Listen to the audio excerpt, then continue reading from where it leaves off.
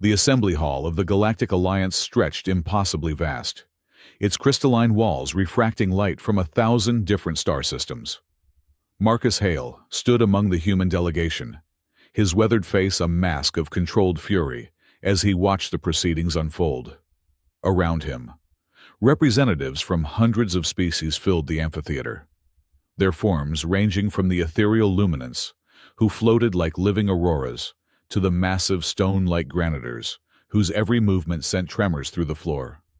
At the center of it all, elevated on a platform of pure energy, sat Queen Sareth of the Zoran Empire. Her 4 arms rested gracefully on the armrests of her throne, each finger adorned with rings that held the power to destroy entire fleets.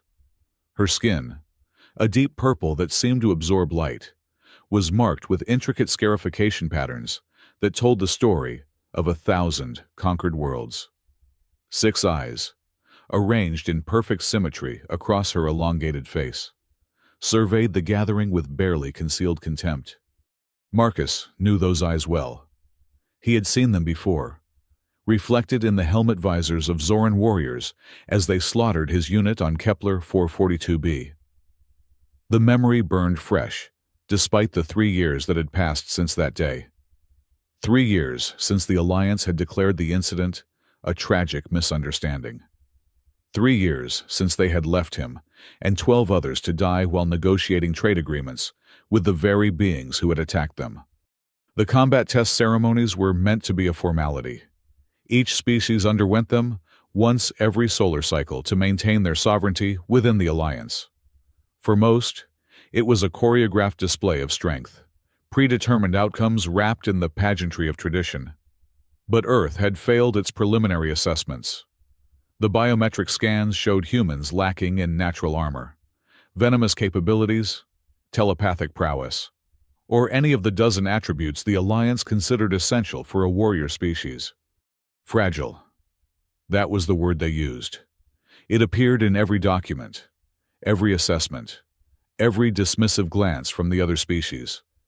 Humanity had been given one last chance to prove their worth through single combat, or Earth would be reclassified as a resource world, its population relocated to serve the needs of stronger civilizations.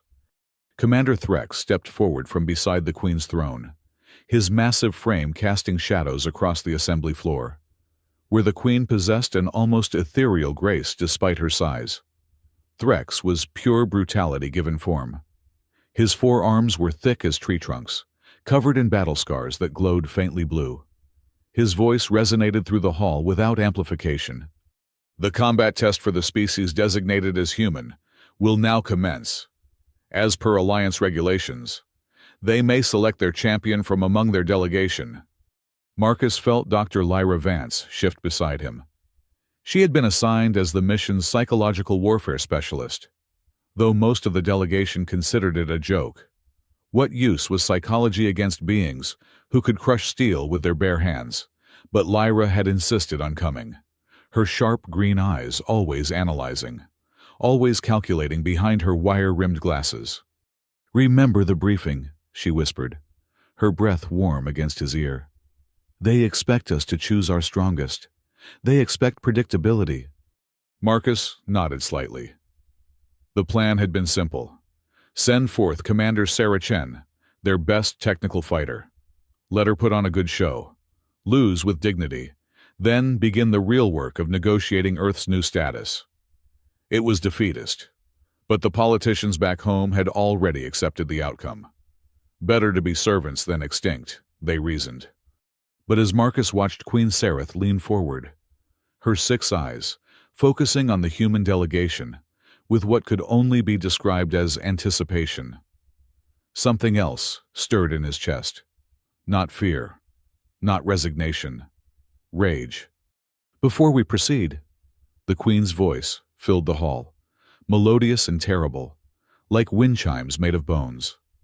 "I invoke the right of personal challenge." The hall fell silent. Even the ever-chattering avians stopped their whistling. The right of personal challenge had not been invoked in over a century. It allowed a sovereign to personally select their opponent from the challenged species, turning what should be a military assessment into a blood sport. Threx turned to his queen, his expression unreadable behind his faceplates. "My queen, surely this is unnecessary. The humans are fragile." Sareth rose from her throne, her full height nearly 12 feet, her movement fluid as water, despite her size. "Yes, Commander. That is precisely why I am curious." Her primary eyes fixed on the human delegation, while her secondary eyes scanned the crowd. "You see, I have been reviewing the combat records from Kepler 442b. Most fascinating. 12 humans held a position against 40 of my warriors for 6 hours. They had no shields, no plasma weapons, just primitive projectile weapons and creativity." Marcus's hands clenched into fists. She was talking about his unit, his friends, his family. "They used the terrain," the Queen continued, descending from her platform with deliberate steps. "They set traps. They turned our own equipment against us. And when their ammunition ran out, they fought with improvised weapons. With their bare hands. 11 of them died. Yes. But they took 28 of my finest warriors with them." She paused, her gaze sweeping across the human delegation. "The 12th survived, rescued by a passing trade vessel after we had withdrawn." Every eye in the human delegation turned to Marcus. He had never told them the full story. The official report had been classified, sanitized, reduced to statistics that meant nothing. "I would face this survivor," Queen Sareth announced. "Marcus Hale, step forward." Jax Renner, standing to Marcus's left, grabbed his arm. "Marcus, no. This is not the plan. We can refuse. Demand a different—" "You cannot refuse," Threx interrupted, his voice carrying a note of satisfaction. "The right of personal challenge supersedes all other protocols. Refuse, and your species forfeits immediately." Marcus shrugged off Jax's grip and stepped forward. The walk to the center of the hall felt both endless and instantaneous. His standard-issue boots clicked against the polished floor, the sound echoing in the silence. He stopped 10 feet from the Queen, close enough to see the intricate patterns of her scars, close enough to smell the ozone scent that all Zoran carried. "You are smaller than your file suggests," the Queen observed, circling him slowly. "Damaged, too. I can smell the metal in your bones, the synthetic tissue where your organs were replaced. You are held together by your medical technology and—" She paused, leaning closer. "Something else.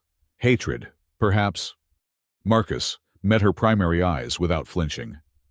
"If we're doing this, let's skip the psychology and get to the fighting." A sound like grinding glass filled the air. It took Marcus a moment to realize the Queen was laughing. "Oh, you misunderstand.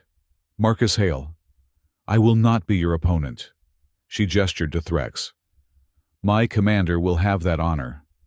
I simply wanted to see you up close, to understand what manner of creature could survive what you survived." Threx stepped forward, his forearms spreading wide in a warrior's salute. "It will be quick, human. I promise you that mercy." "The combat test will take place in the Arena of Seasons," the Queen announced, returning to her throne. "In 1 hour, we shall see if humanity's creativity can overcome Zoran's strength. Prepare yourself. Marcus Hale. Your species' fate rests on your fragile shoulders." The crowd dispersed, various species chittering, growling, and whistling their predictions. Marcus stood alone in the center for a moment longer, then turned and walked back to his delegation. They surrounded him immediately, voices overlapping in protest and concern. "This is insane," Jax was saying. "Threx has never lost a combat trial. His strength readings are off the charts." "The atmospheric conditions in the arena will favor the Zoran," someone else added. "Higher gravity, thinner air." Marcus pushed through them, heading for the preparation chambers. Only Lyra followed, matching his pace. "You're not really planning to just fight him straight up, are you?" she asked. Marcus glanced at her. "You're the psychologist. What do you think?" "I think you're about to do something incredibly stupid or incredibly brilliant, and I can't tell which." They entered the preparation chamber, a sterile white room with weapons racks and medical equipment. Marcus began stripping off his formal uniform, revealing the network of scars that covered his torso. Some were from Kepler 442b. Others were older, from humanity's own wars. "Tell me about Threx," Marcus said, pulling on the combat suit provided for the trial. It was designed to monitor vital signs and provide basic protection, but against Zorn's strength, it might as well be tissue paper. Lyra pulled out her tablet, scrolling through data. "He's a traditionalist, believes in honor, direct combat, overwhelming force. He's won 43 combat trials, never lasting more than 10 minutes. He favors his upper right arm for killing blows, a downward strike that can shatter concrete." She looked up. "Marcus, you can't match him physically. You know that, right?" Marcus selected a standard combat blade from the rack, testing its weight. "I survived 6 hours against 40 of them with a squad. I can handle one for however long it takes." "That's not a plan." "Sure it is." Marcus strapped the blade to his thigh. "Survive, adapt, overcome. That's a motto, not a strategy." Marcus turned to face her fully.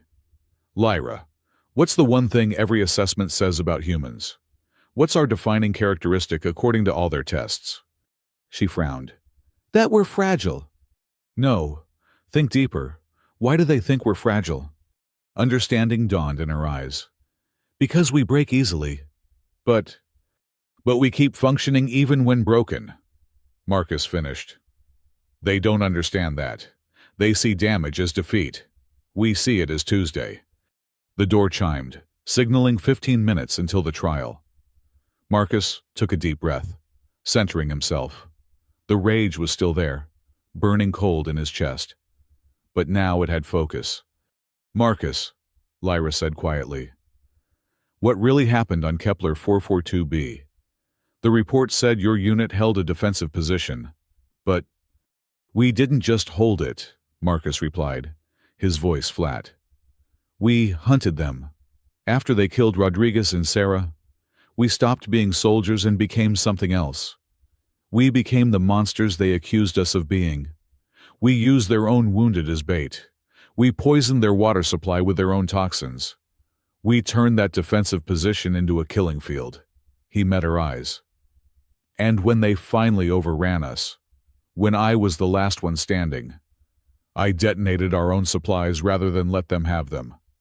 The explosion took out half their remaining force." Lyra was quiet for a moment. "The Queen knows this?" She must. She was there, watching from her command ship. She saw what humans become when pushed past breaking. And she still wants this fight." Marcus smiled, but there was no humor in it. "She wants to see it again. Up close this time." The final chime sounded. Marcus walked toward the door, then paused. "Lyra, whatever happens in there, document everything. The Alliance needs to understand that humanity might be fragile, but we're not weak. There's a difference." The walk to the Arena of Seasons was lined with spectators. Most barely paid attention to Marcus, already discussing the aftermath of humanity's assumed defeat. The luminance flickered in patterns that suggested amusement. The Granitors rumbled about resource allocation on Earth. Only a few watched Marcus directly, and those that did seemed puzzled by his calm demeanor. The arena itself was a marvel of technology, a sphere 200 meters in diameter that could simulate any environment. Today, it cycled through different seasonal conditions every few minutes. Spring rain to summer heat, to autumn wind, to winter ice. A deliberate challenge to test adaptability. Threx was already waiting in the center, his forearms loose at his sides. He had removed his armor, fighting in just the traditional warrior's wrap of his people. His blue scars pulsed with bioluminescent light, a sign of his battle readiness. Marcus entered from the opposite side, the energy barrier sealing behind him. The current season was autumn, orange leaves swirling in an artificial wind.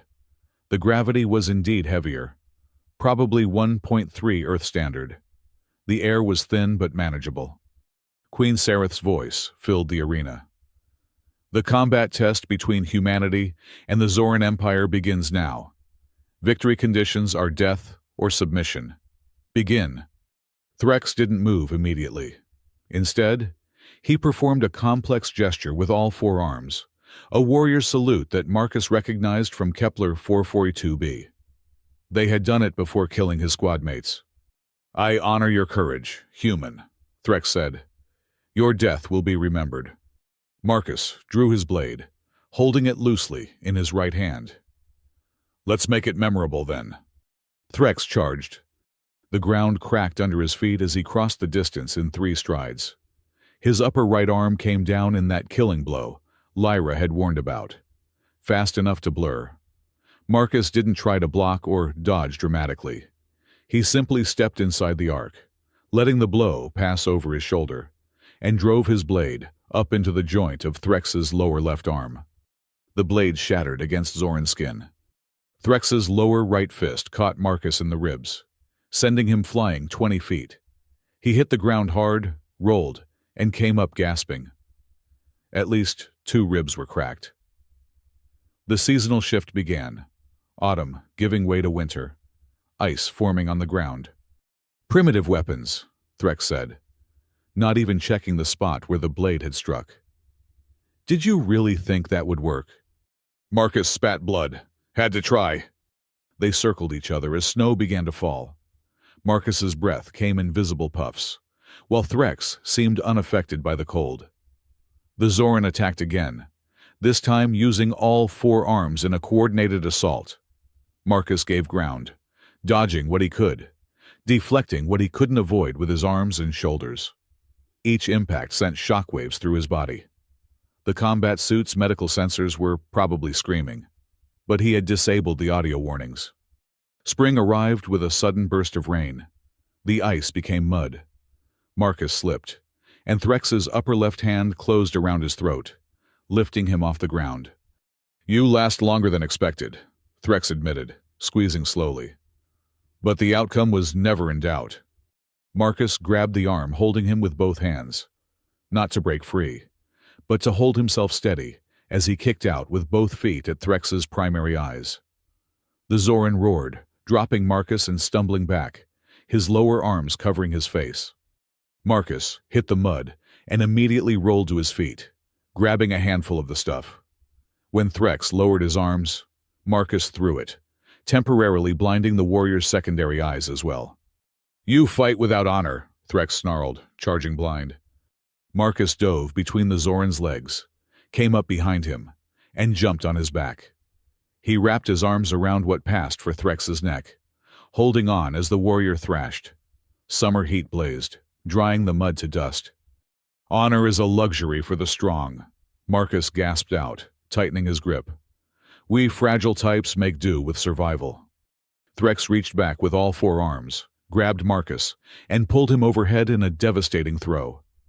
Marcus hit the ground so hard he bounced, his left shoulder dislocating with an audible pop. He rolled to his feet anyway, his left arm hanging useless. The crowd outside the arena had gone quiet. This was lasting longer than any of them had expected. Threx advanced more carefully now, his primary eyes slightly swollen from Marcus's kick. "You cannot win, human. You are damaged, broken. Why continue?" Marcus reset his shoulder with a quick jerk and a grunt of pain.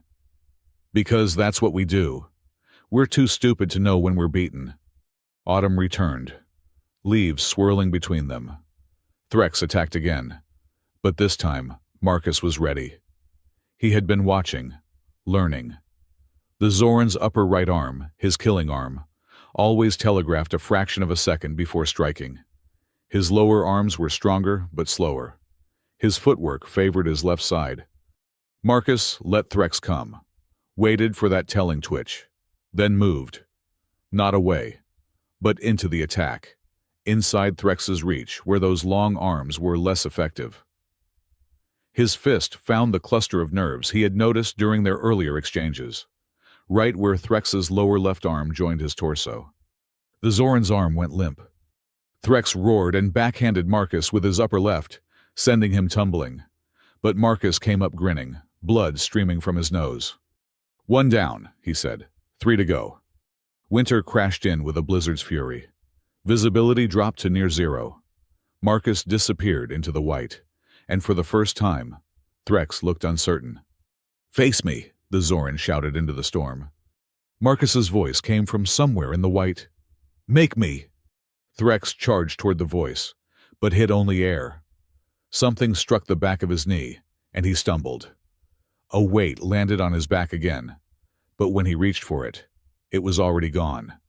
"You cannot hide forever," Threx growled. "Don't need forever," Marcus replied from somewhere else entirely. "Just long enough." The season shifted to spring, the blizzard becoming a downpour. Threx saw Marcus standing 20 feet away, swaying slightly, clearly exhausted. The human's face was a mask of blood and bruises, his combat suit torn in multiple places. "There you are!" Threx charged.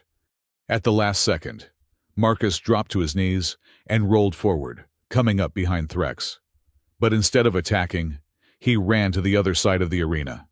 Threx pursued, his longer stride eating up the distance. Marcus turned at the last moment, letting Threx's momentum carry him into the arena wall. The impact shook the entire sphere. As Threx rebounded, dazed, Marcus grabbed his upper right arm, the killing arm, and using Threx's own weight against him, drove it into the energy barrier of the arena wall. The smell of burned flesh filled the air as the energy field reacted with Zoran bioelectrics. Threx screamed, pulling his arm free, but the damage was done. The arm hung limp, the blue scars now dark. 2 down. Summer blazed. Both fighters stood apart, breathing heavily. Threx's 2 remaining functional arms twitched with rage. Marcus could barely stand, one eye swollen shut, breathing ragged from broken ribs. "You fight like a scavenger," Threx spat. "No honor, no dignity." Marcus wiped blood from his mouth. "I fight like a human. We don't have claws or armor or forearms. We have this." He tapped his temple with a bloodied finger. "And we have this." He placed his hand over his heart. "We adapt. We endure. We survive. Survival without honor is meaningless. Tell that to the dead." They met in the center as autumn returned. Threx, even with 2 arms disabled, was still stronger, faster, more durable. But Marcus had been studying him for the entire fight. Every movement, every pattern, every habit. When Threx struck with his upper left, Marcus was already moving. When he grabbed with his lower right, Marcus had already shifted his weight. It was a dance of desperation and determination. David against Goliath if David had already been beaten half to death, and Goliath had lost half his arms. The crowd outside watched in stunned silence as the human, clearly outmatched, clearly broken, refused to fall. Winter came again, and with it, Marcus made his move. He had been setting this up for the last 3 seasonal rotations, positioning himself, guiding Threx to the right spot. As the ice formed, Marcus suddenly stopped dodging and stood his ground. Threx, surprised, overcommitted to his attack. His foot hit the ice patch Marcus had been protecting from the heat of combat, hidden under a thin layer of snow. Threx slipped. In that fraction of a second of imbalance, Marcus struck, not with his fists, but with his whole body, driving his shoulder into Threx's midsection, sending the Zoran crashing to the ground. Marcus followed him down, using a technique he had learned not in any military training, but in the dirty streets of Earth's overcrowded cities. He wrapped his legs around Threx's lower right arm, hyperextending it, while simultaneously driving his elbow into the nerve cluster he had identified earlier. The arm went limp, 3 down. Threx thrashed, his one remaining arm trying to reach Marcus. But the position was wrong. The angle impossible. Marcus held on with everything he had left, which wasn't much. His vision was graying at the edges. His body was shutting down. "Yield!" Marcus gasped. "You've lost." "Never," Threx roared, still struggling. Marcus tightened his hold, and something in Threx's arm popped. The Zoran screamed. "Yield," Marcus repeated. "There's no shame in it. You fought well." For a long moment, they stayed locked together, the alien warrior and the fragile human, both broken, both refusing to give in. Then, slowly, Threx's remaining hand tapped the ground 3 times, the traditional signal of submission. The arena fell silent. The energy barriers dropped. Medical teams from both species rushed in, but Marcus didn't let go until he heard Queen Sereth's voice. "The combat test is concluded. Humanity has proven its worth. Victor Marcus Hale." Only then did Marcus release his hold and roll onto his back, staring up at the arena's ceiling as it shifted to a neutral white. He couldn't feel his legs. His chest was on fire. Pretty sure his skull was fractured. But he was alive, and humanity was free. Threx was helped to his feet by Zoran medics, all 4 arms hanging limp, but already beginning to twitch as his remarkable healing abilities kicked in. He looked down at Marcus, who hadn't even tried to get up yet. "You fight without honor," Threx said. Then, quieter. "But you fight with something else. Something I do not understand." Marcus managed a bloody grin. "Spite, mostly." The crowd was in chaos. Some species called for a review, claiming Marcus had cheated. Others argued about the implications. The luminance flickered in what might have been approval. The granitors rumbled their surprise. But Marcus only had eyes for Queen Sereth as she descended into the arena. She moved with that same liquid grace, her 6 eyes fixed on him with an expression he couldn't read. She stood over him, tall and terrible and beautiful in an alien way. Then, to the shock of everyone present, including her own delegation, she knelt beside him. "Sir Hale," she said, and her voice carried across the entire arena, broadcasted to every corner of Alliance space. "You have earned more than your species' freedom today. You have earned my respect." Marcus tried to sit up, failed, tried again, and managed to prop himself on one elbow. "I don't want your respect. I want you to leave us alone." She made that grinding glass laugh again. "Oh, Sir Hale, I'm afraid that's no longer possible. You see, you've just made humanity the most interesting species in the Alliance. And I—" She leaned closer, her primary eyes reflecting his battered face. "Am very interested."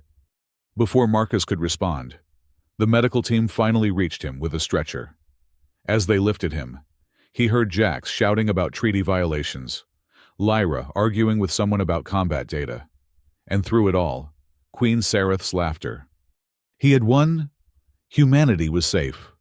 So why did he feel like he had just stepped into a much larger arena? As they carried him out, Marcus caught a glimpse of the Alliance representatives. Some looked horrified, others intrigued, but all were reevaluating. The fragile humans had just defeated one of the strongest warriors in known space, not through strength or speed or natural weapons, but through sheer, bloody-minded determination and adaptability. The word would spread, the videos would be analyzed, and somewhere in the back rooms of power, plans would be adjusted, alliances reconsidered, and humanity's place in the galactic order completely reimagined. But that was tomorrow's problem. Today, Marcus Hale had kept his promise to the 11 who died on Kepler 442b. He had shown the galaxy what humans really were when pushed to the brink. Not fragile, just unbowed. The medical bay aboard the human diplomatic vessel, Persistence, hummed with activity. Marcus floated in a regeneration tank, the blue gel surrounding him working to repair the extensive damage from his fight with Threx. Through the transparent aluminum, he could see Dr. Lyra Vance arguing with someone on a holographic display. No, Ambassador. I don't care what the Council wants. He's not leaving this tank for at least another 6 hours. Lyra's voice carried even through the dense medical gel. His body went through massive trauma. 3 fractured ribs, a cracked skull, internal bleeding, and his left kidney was basically pulp. The fact that he stayed conscious through the end of the fight is a medical impossibility. Marcus tried to speak, but the breathing apparatus prevented it. He settled for tapping on the glass with his less damaged hand. Lyra turned, saw he was awake, and ended the call with a sharp gesture. "Don't even think about it," she said, moving to the tank's control panel. "You're not going anywhere until the nanobots finish reconstructing your organ tissue." The door to the medical bay slid open, and Jax Renner entered, his expression grim. "We have a problem." "We have several problems," Lyra corrected. "Which one are you referring to?" "Queen Sareth has requested a private audience with Marcus.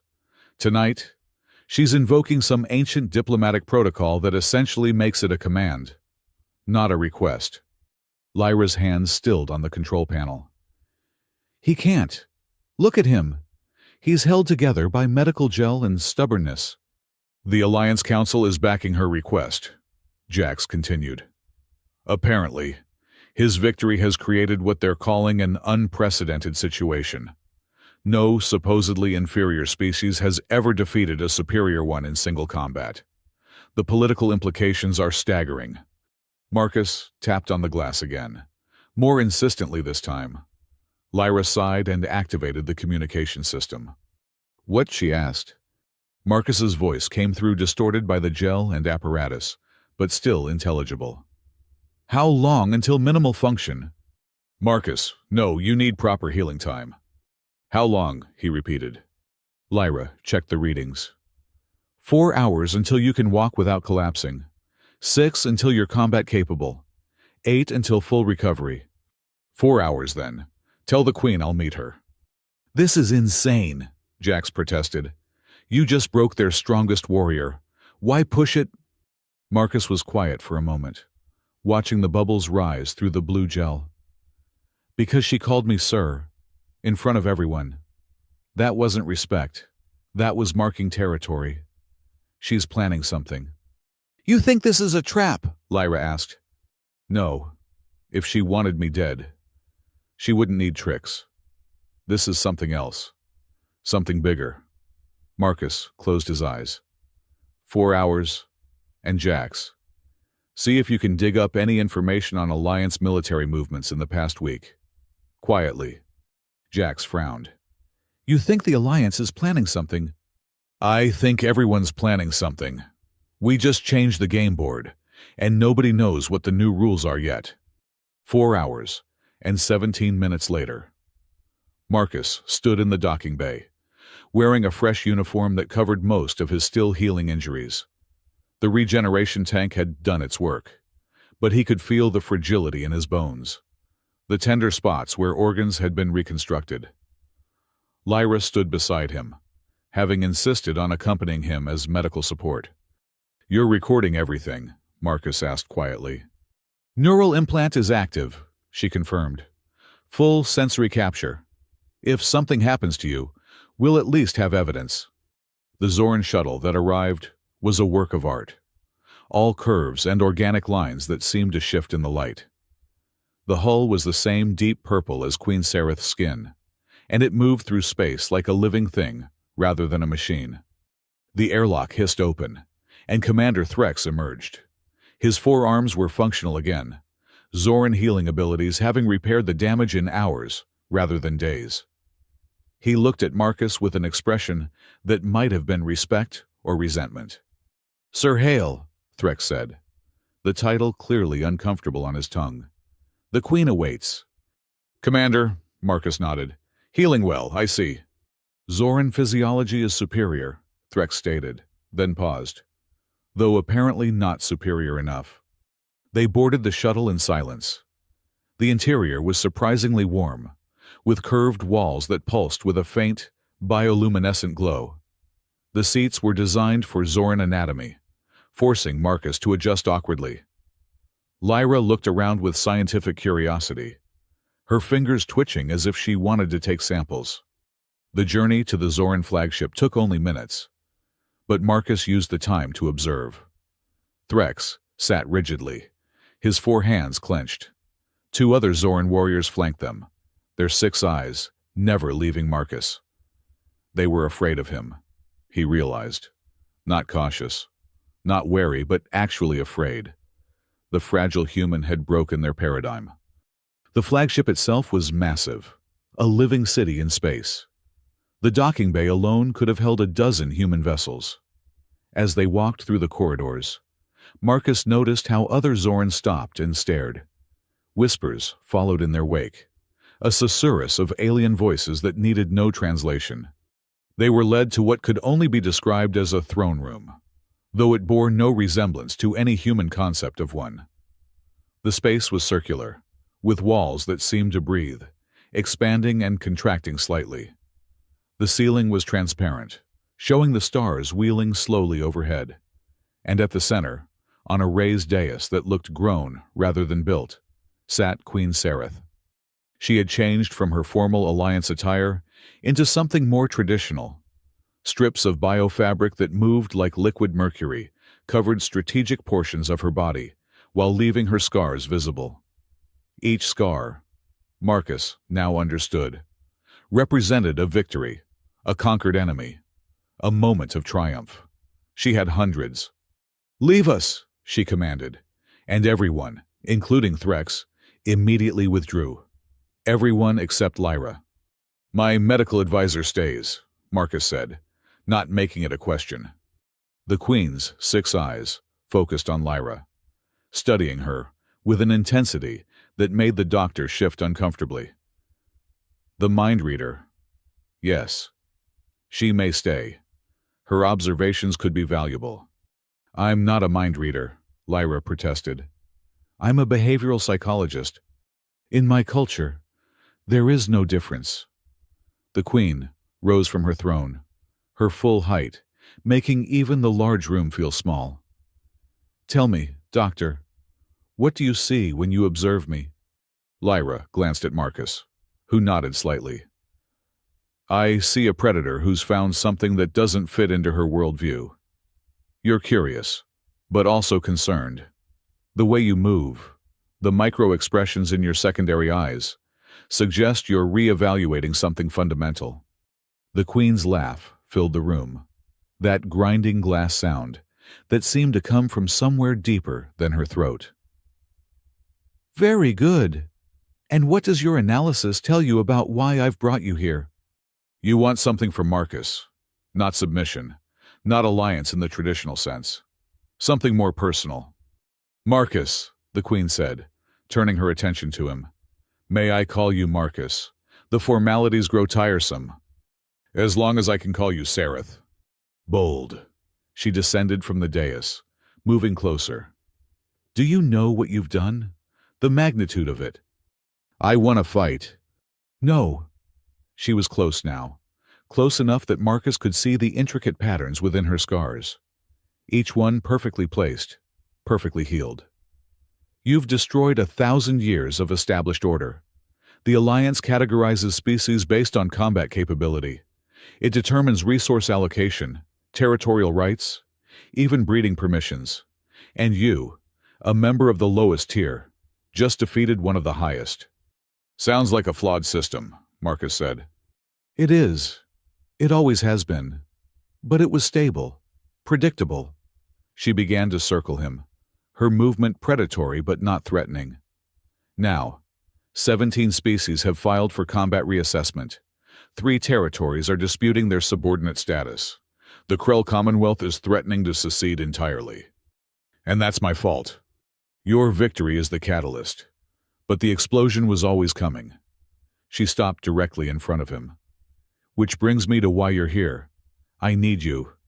Marcus couldn't hide his surprise. "You need me. The Queen of the Zorn Empire needs a broken human soldier. I need what you represent. What you proved today." She gestured, and a holographic display materialized between them. It showed a star chart, vast swaths of it, highlighted in different colors. The alliance is fracturing, not publicly, not yet. But the signs are there. The warrior species like mine have grown complacent, relying on strength alone. The technical species have been developing weapons in secret. The telepathic races are forming hidden alliances. And at the center of it all, the Council maintains power through a system that no longer works. "You're talking about civil war," Lyra said quietly. "I'm talking about extinction," Sareth corrected. "When the Alliance falls, and it will fall, the aftermath will destroy half the galaxy. Unless we change the paradigm first." Marcus studied the star chart, his tactical mind already identifying strategic points, supply lines, defensive positions. "And you think humanity is the key to that?" "I think humanity's approach is the key. You don't fight with strength or technology or psychic powers. You fight with adaptation, with innovation, with spite, as you so eloquently put it."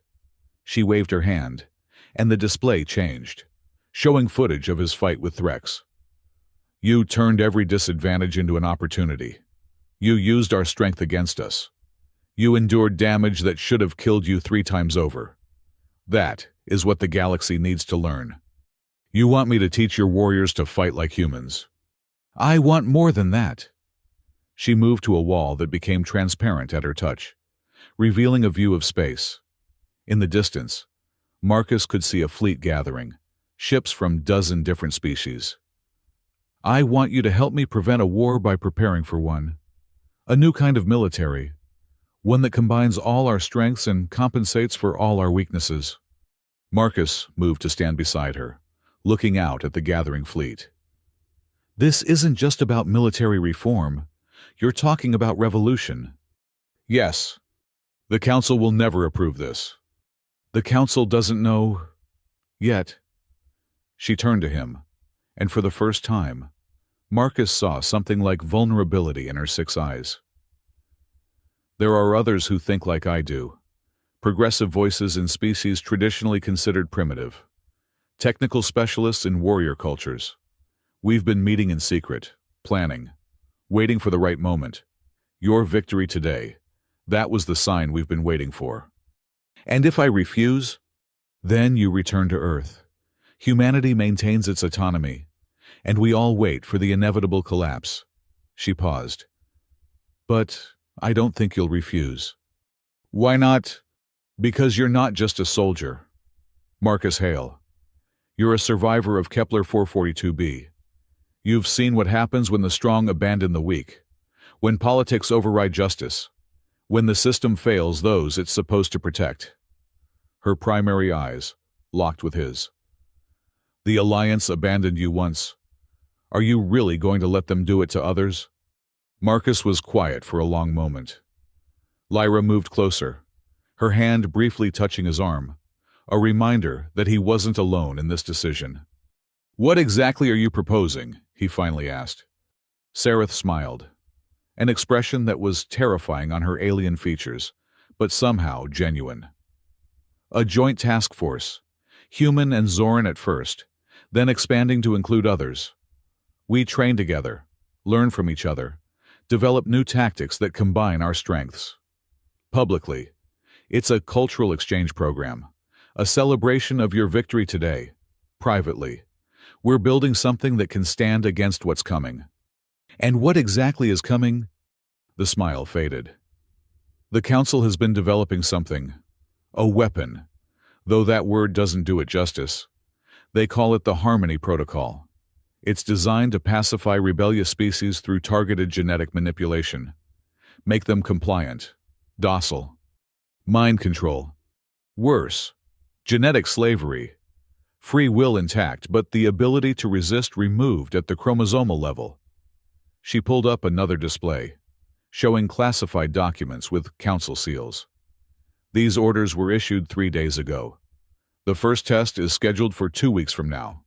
The Target A, small human colony, on the edge of Alliance space. New Haven. Population 40,000. Marcus's blood went cold. "You're certain?" "I have allies in places you wouldn't expect. The information is accurate." Why humans? We just proved ourselves. Exactly why. You're now seen as a threat. Too adaptive. Too unpredictable. The Council wants to neutralize you before you realize your potential. She dismissed the display. But if we act now, if we can demonstrate that cooperation is more effective than control, we might be able to stop it. Marcus looked at Lyra, who had gone pale but was nodding slightly. Her analysis agreed with Sareth's assessment. I have conditions, Marcus said. I expected nothing less. First, full transparency. No hidden agendas, no secret plans. We work together or not at all. Agreed. Second, humans are equals in this alliance, not subordinates. Our methods are respected. Our people are protected. Of course. Third, when this goes public, and it will go public, you personally guarantee Earth's safety. Any attack on human space is an attack on the Zoran Empire. Sareth's eyes narrowed slightly. That's a significant commitment. That's the price. She considered for a moment, then extended one of her 4 hands. Agreed. Marcus took her hand, his human grip small, but firm against her alien strength. There's one more thing. Yes? I want Threx as my second in command. The Queen's eyes widened. All 6 of them. Threx, the warrior you just humiliated. The warrior I defeated honorably. He's strong, respected, and traditional. If he can learn to work with humans, others will follow. He might try to kill you. He might, but I don't think he will. There was something in his eyes at the end of our fight. Recognition, maybe. Understanding. Marcus released her hand. Besides, keeping your enemies close is a human tradition. Sareth made that grinding laugh again. You continue to surprise me, Marcus Hale. Very well. I'll assign Threx to your command. This should be entertaining, if nothing else. A soft chime indicated someone requesting entry. Sareth gestured, and the door opened to reveal Threx himself, along with Jax, who looked worried. My queen, Threx began, then paused, seeing how close Marcus and Sareth were standing. I apologize for the interruption, but there's been an incident. What kind of incident? Marcus asked. Jax stepped forward. 3 Alliance Council ships just arrived at Earth's perimeter. They're not responding to hails, and their weapons are powered. It seems the Council moves faster than anticipated, Sareth said quietly. Threx, signal the fleet. Defensive positions around the human homeworld.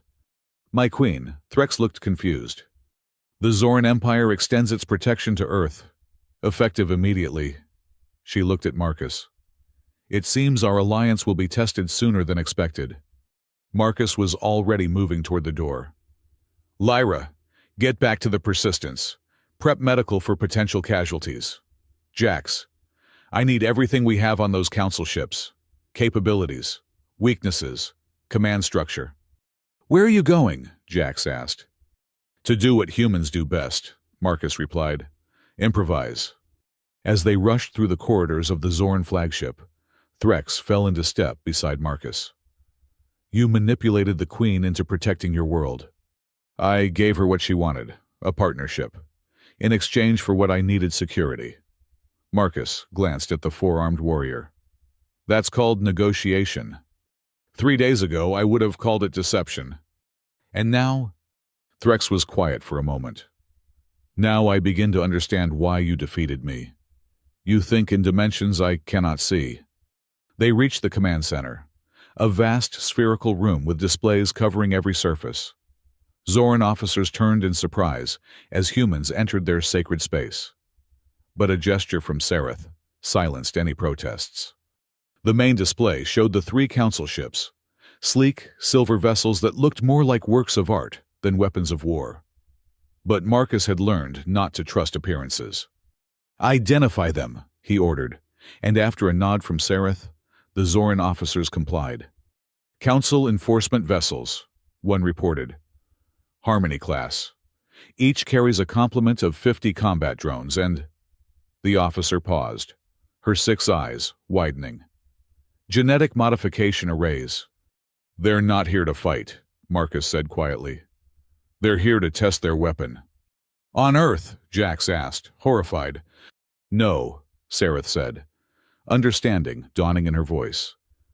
On the humans aboard the Alliance station orbiting Earth. A controlled test environment. Diplomatic staff. Cultural attachés. Traders.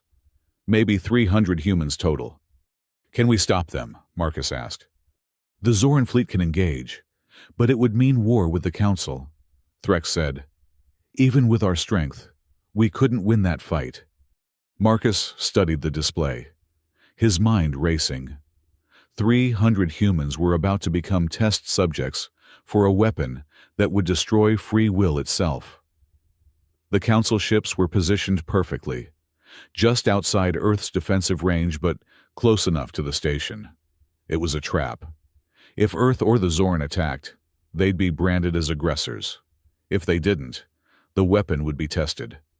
There's another option, Marcus said slowly. Everyone turned to look at him. We don't fight them. We join them.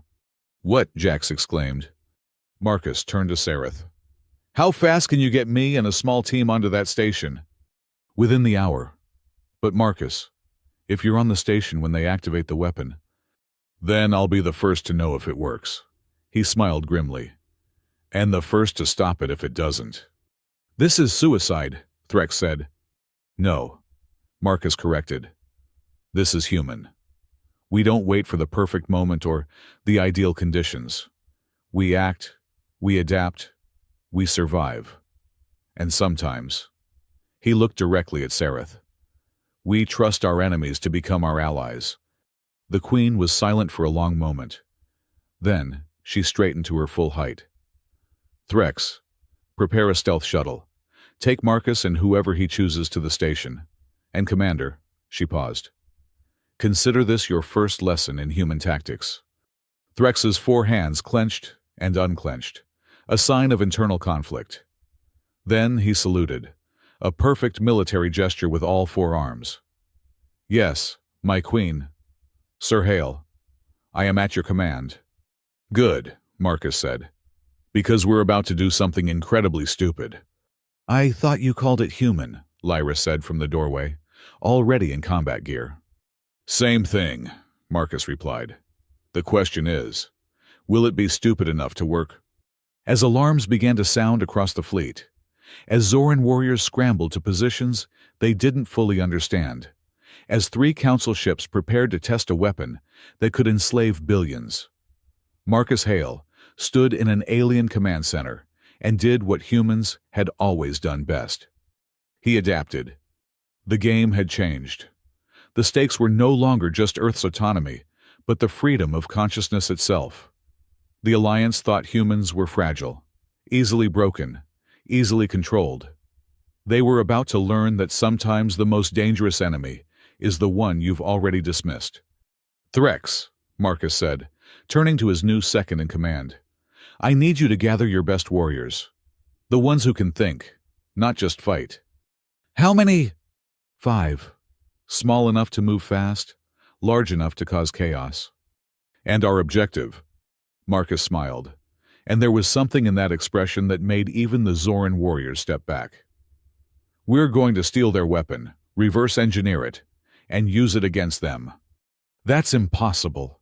The technology is beyond anything we understand. 3 days ago, you thought it was impossible for a human to beat you in combat. Marcus moved toward the door, his body still aching, but his purpose clear. Impossible is just another word for challenging. And humans. He paused at the threshold. We love a challenge. As he left to prepare for what might be humanity's last stand, or its greatest victory, Queen Sareth watched him go with all 6 eyes. She had planned to use him, to manipulate his victory into political advantage. Instead, she found herself following his lead, drawn into a gambit so audacious it might actually work. My Queen, one of her advisors said quietly, are you certain about this alliance? Sareth didn't take her eyes off the displays showing the Council ships. 3 days ago, I was certain humans were fragile. Today, I'm certain of only one thing. What's that, my queen? That Marcus Hale is going to change everything. The countdown began. In less than an hour, a human, a handful of Zoran warriors, and an impossible plan would stand against the might of the Alliance Council. The odds were astronomical. The chances of success, negligible. It was, Marcus thought as he prepared his weapons, perfectly human. The stealth shuttle slipped through space like a shadow against stars, its Zoran cloaking technology bending light around its hull. Inside, Marcus checked his equipment one final time, while 5 Zoran warriors watched with expressions ranging from skepticism to curiosity. Threx had chosen them personally, Kira, a tactical specialist with burn scars covering 2 of her 4 arms. Vorak, younger than the others but with eyes that missed nothing. Zephyr, whose unusual name came from his ability to move silently despite his bulk. Halen, a demolitions expert who hummed constantly. And Nixar, who had lost one of her secondary eyes in combat but compensated with enhanced perception in the remaining 5. "Tell me again why we're not just destroying the weapon," Vorak asked, his voice carefully neutral. Marcus finished adjusting the stolen council maintenance uniform over his combat suit. "Because destroying it teaches them nothing. They'll just build another one, better hidden, better protected. But if we steal it, reverse it, make them afraid of their own weapon, they'll think twice before using it again." "Fear as a weapon," Kira mused. "Very human." "Fear as a deterrent," Marcus corrected. "There's a difference." The Alliance station grew larger in the viewport, a rotating cylinder of metal and crystal that housed diplomatic quarters for dozens of species. Somewhere inside, 300 humans were going about their daily routines, unaware they were about to become test subjects. "Dr. Vance to strike team," Lyra's voice crackled through the comm. "I'm tracking unusual energy signatures from the council ships. Whatever they're planning, it's starting now." "Copy that," Marcus replied. "Threx, how long until dock?" 3 minutes, Threx said from the pilot's seat, his 4 hands moving across controls with practiced efficiency. "The maintenance bay is automated. We should have 10 minutes before anyone notices an unscheduled arrival. 10 minutes to locate the weapon, neutralize any guards, and extract 300 humans." Zephyr said, "Even for Zoran, this is impossible." "We're not extracting the humans," Marcus said, and everyone turned to stare at him. "We're going to make the council think their weapon worked." Nixar's remaining 5 eyes narrowed. "Explain." Marcus pulled up a schematic of the station on his wrist display. "The weapon works by releasing modified nanobots into the air system. They target specific genetic markers and rewrite them. But what if those nanobots found something else first? Something that looked like human DNA but wasn't?" "A decoy," Threx understood. "You want to flood the station with false genetic markers." "Lyra synthesized them during the flight here," Marcus confirmed, holding up a canister no bigger than his thumb. "Based on human DNA, but different enough that the modifications won't take. The nanobots will bond with these instead of actual human cells. To the Council's sensors, it'll look like every human on the station has been successfully modified. And the actual humans will be very confused when 300 of them suddenly start acting like mindless drones. But they'll be playing along if I can get word to them in time." Halen stopped humming. "You're asking civilians to pretend to be mind-controlled while surrounded by Council forces. I'm asking humans to act. We're surprisingly good at it when our lives depend on it." The shuttle shuddered slightly as it entered the station's docking field. Through the viewport, they could see the 3 council ships positioning themselves equidistant around the station, forming a perfect triangle. "They're establishing a containment field," Kira observed. "Nothing gets in or out once they activate it." "Then we better work fast," Marcus said, moving to the airlock. "Threx, you're with me. We need to reach the human quarters and warn them. Kira, Vorak, Find the station's environmental controls and introduce our decoy. Zephyr, Halen, Nixar. Locate the Council's command post on the station. They'll have people here to monitor the test. And if we encounter resistance, Nixar asked. Marcus's smile was cold. Then we remind them why they should fear the alliance between humans and Zoran. The maintenance bay was exactly as promised, automated, empty, and connected to the station's main corridors through a series of service tunnels. Marcus and Threx moved through them quickly. The Zoran warrior, having to bend his considerable frame to fit in spaces designed for smaller species. Your people built these stations, Threx observed. The Council had you design them, then declared you too fragile to defend them. Irony's not lost on me, Marcus replied, pausing at an intersection to check his scanner. 2 Council guards, 50 meters ahead. I can eliminate them. No. We avoid confrontation until absolutely necessary. Marcus pulled out a small device from his belt. Watch and learn. He rolled the device down the corridor. 3 seconds later, it emitted a high-pitched whine that made Threx's teeth ache. The 2 Council guards, members of a species with highly sensitive hearing, immediately moved to investigate. Marcus and Threx slipped past them in the opposite direction. Misdirection, Threx noted. You make them focus on the wrong threat. First rule of human combat: fight smarter, not harder. They reached the human quarters, a section of the station designed to accommodate Earth-normal atmosphere and gravity. Marcus bypassed the security with codes he definitely wasn't supposed to have, courtesy of Jax's creative interpretation of diplomatic immunity. Inside, the human contingent was gathered in the common area for what looked like a routine briefing. Ambassador Sarah Walsh stood at the front, her silver hair pulled back in a severe bun, addressing the assembled diplomats, traders, and support staff. Marcus stepped into the room, and every head turned. His battered appearance, the Zoran warrior behind him, and the maintenance uniform that fooled no one created a moment of perfect silence. Ambassador Walsh, Marcus said calmly, we need to talk, privately, now. Sarah Walsh had served as Earth's ambassador for 15 years. She had negotiated trade agreements with species that communicated through color changes and mediated disputes between civilizations that existed partially in other dimensions.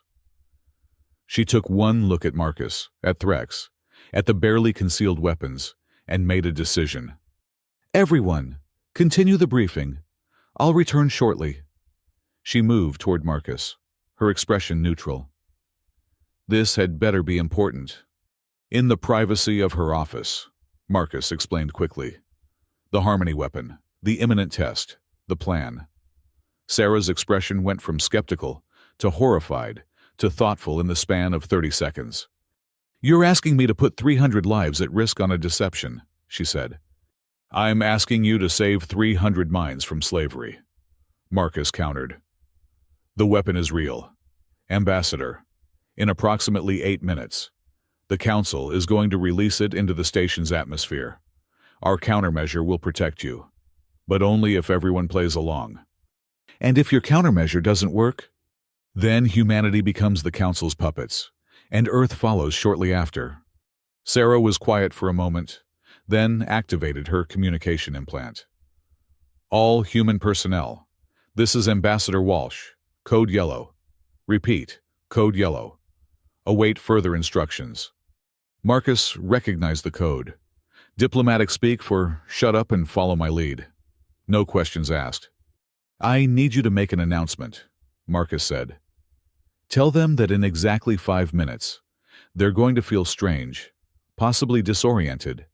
They need to become passive, compliant, respond only when directly addressed, and move slowly, mechanically. You're asking my people to act like zombies. I'm asking them to survive. Sarah nodded and made the announcement. The response was immediate confusion, but Code Yellow meant compliance. If the ambassador said act like zombies, then zombies they would be. Kira to Marcus. His comm crackled. Decoy deployed. It's spreading through the ventilation system now. Nixar here. We've found the Council command post. 6 operators. Standard Council security. They're preparing to release the weapon. Marcus checked his chronometer. Everyone hold position. Let them release it. We need them to believe it worked. The next 3 minutes were the longest of Marcus's life. He stood in the ambassador's office, watching through the transparent aluminum window as 300 humans received their final instructions. Some looked terrified, others determined. A few of the younger staff members were actually discussing the best way to look mind-controlled. "Your people are insane," Threx observed.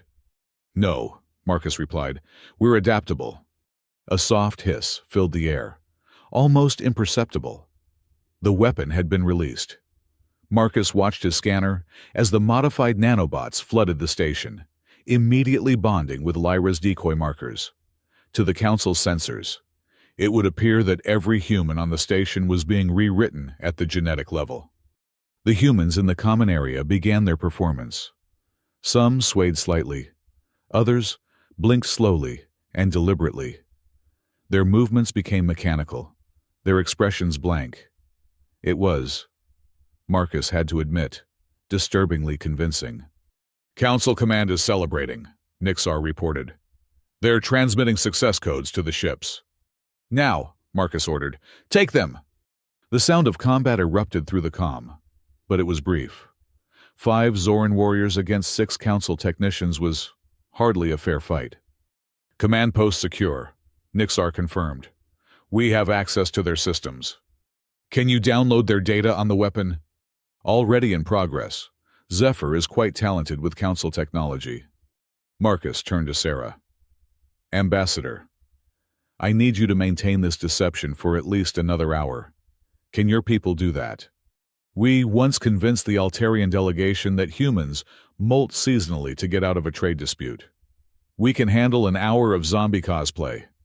Threx, we need to get to the command post." Marcus moved toward the door, then paused. "Ambassador, when this is over, there's going to be fallout. The Council won't take this deception lightly." Sarah's smile was sharp. "Let them come. They just attempted to enslave Earth's diplomatic corps. I think that voids quite a few treaties. Don't you?"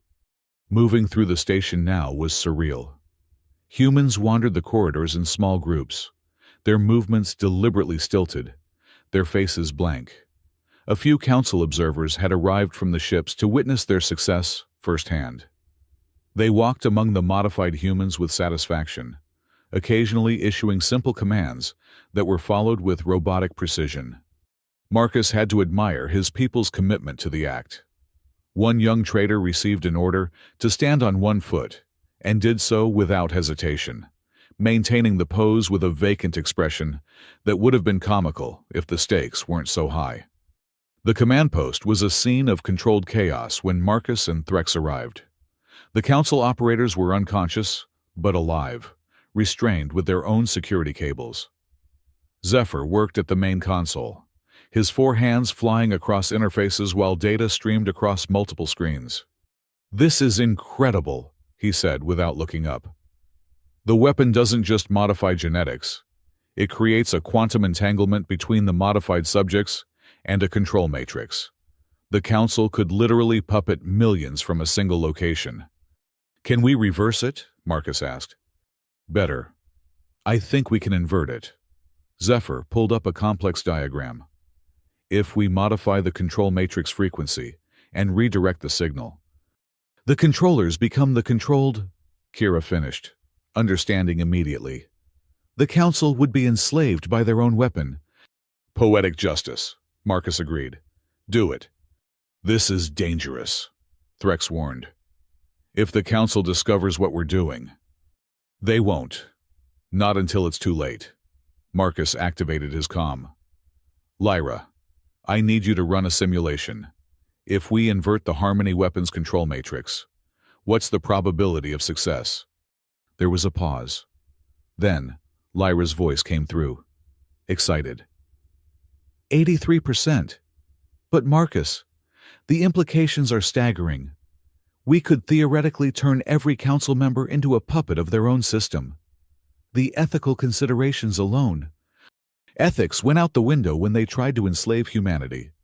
Make the modifications and prepare to transmit.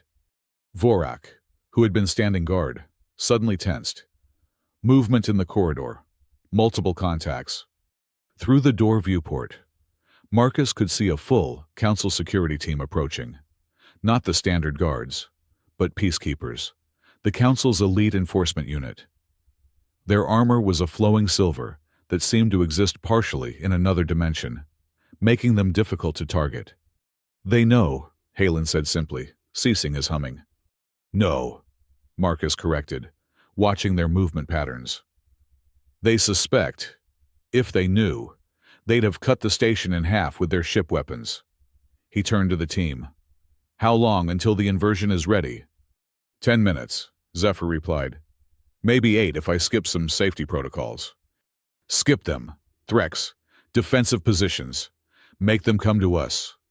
The Zoran warriors moved with practiced efficiency, overturning consoles to create barriers, setting up firing lines that would force the peacekeepers into kill zones. It was, Marcus noted, very different from how they had fought in the arena. They were learning. The peacekeepers reached the door and paused. Their leader, distinguished by a golden trim on his armor, activated an external communicator. "Occupants of the command post, you are in violation of Council Statute 937. Surrender immediately and face judgment." Marcus picked up the internal comm. "This is Marcus Hale of Earth. The Council is in violation of about 30 different treaties by testing weapons on diplomatic personnel. How about you walk away, and we call it even?" There was a pause. "Marcus Hale, the fragile human who defeated Commander Threx." "The same, though I prefer adaptable to fragile." "You cannot hope to stand against peacekeepers." "Probably not," Marcus admitted. "But I don't have to beat you. I just have to delay you for—" He glanced at Zephyr, who held up 6 fingers. 6 more minutes. Then we will make those 6 minutes very painful." The door exploded inward, not from explosives, but from some kind of dimensional shearing that simply erased part of it from existence. Peacekeepers flowed in, like liquid silver, their weapons already firing. Not projectiles or energy beams, but something that made reality ripple where it passed. The Zoran warriors responded instantly, their plasma weapons lighting up the room. But the peacekeepers' armor absorbed or deflected most of the shots. It was like fighting ghosts wrapped in mirrors.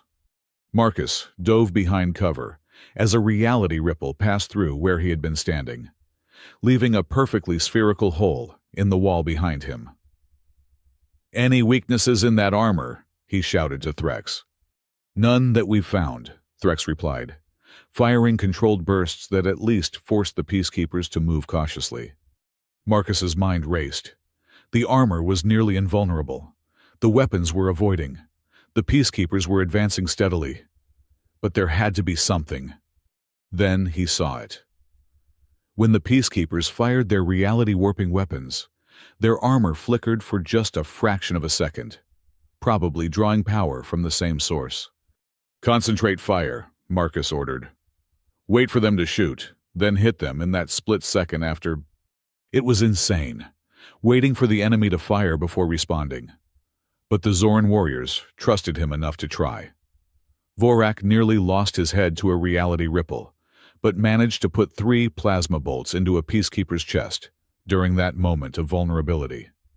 The silver armor cracked, then shattered, revealing a thin, almost skeletal being underneath who immediately retreated. "It works!" Kira exclaimed, coordinating her fire with Halen's to take down another peacekeeper. But there were still 8 of them, and they were adapting, staggering their fire to minimize vulnerability windows. 4 minutes, Zephyr announced, never pausing in his work. A reality ripple caught Nixar in the shoulder, taking her entire upper left arm. She didn't scream, just shifted her plasma rifle to another hand and kept firing. Purple blood pooled beneath her, but she didn't fall. Marcus made a decision. "Threx, give me your sidearm." The commander passed him a Zoran plasma pistol without question. Marcus checked the charge, took a breath, and did something monumentally stupid. He stood up and walked toward the peacekeepers. "Marcus, what are you doing?" Threx shouted. The peacekeepers hesitated, confused by this suicidal tactic. Marcus kept walking, the pistol held loosely at his side.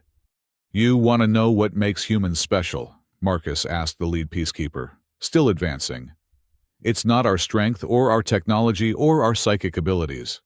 It's that we're too stupid to know when we're beaten." He was 5 feet from the nearest peacekeeper now. Point-blank range.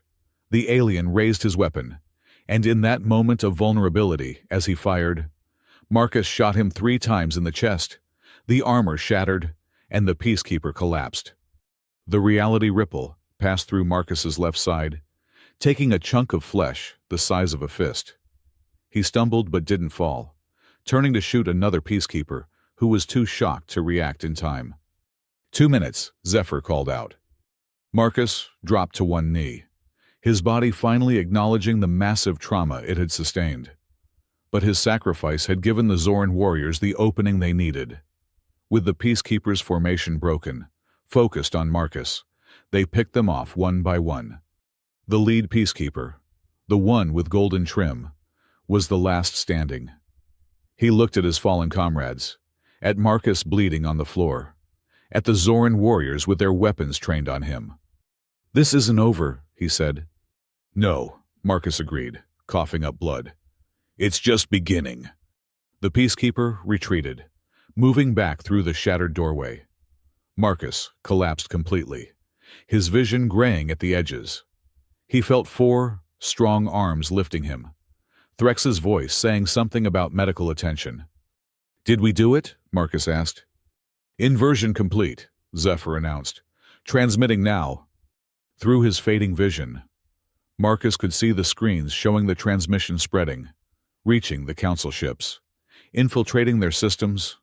Somewhere, council members who had authorized this atrocity were about to experience their own weapon turned against them.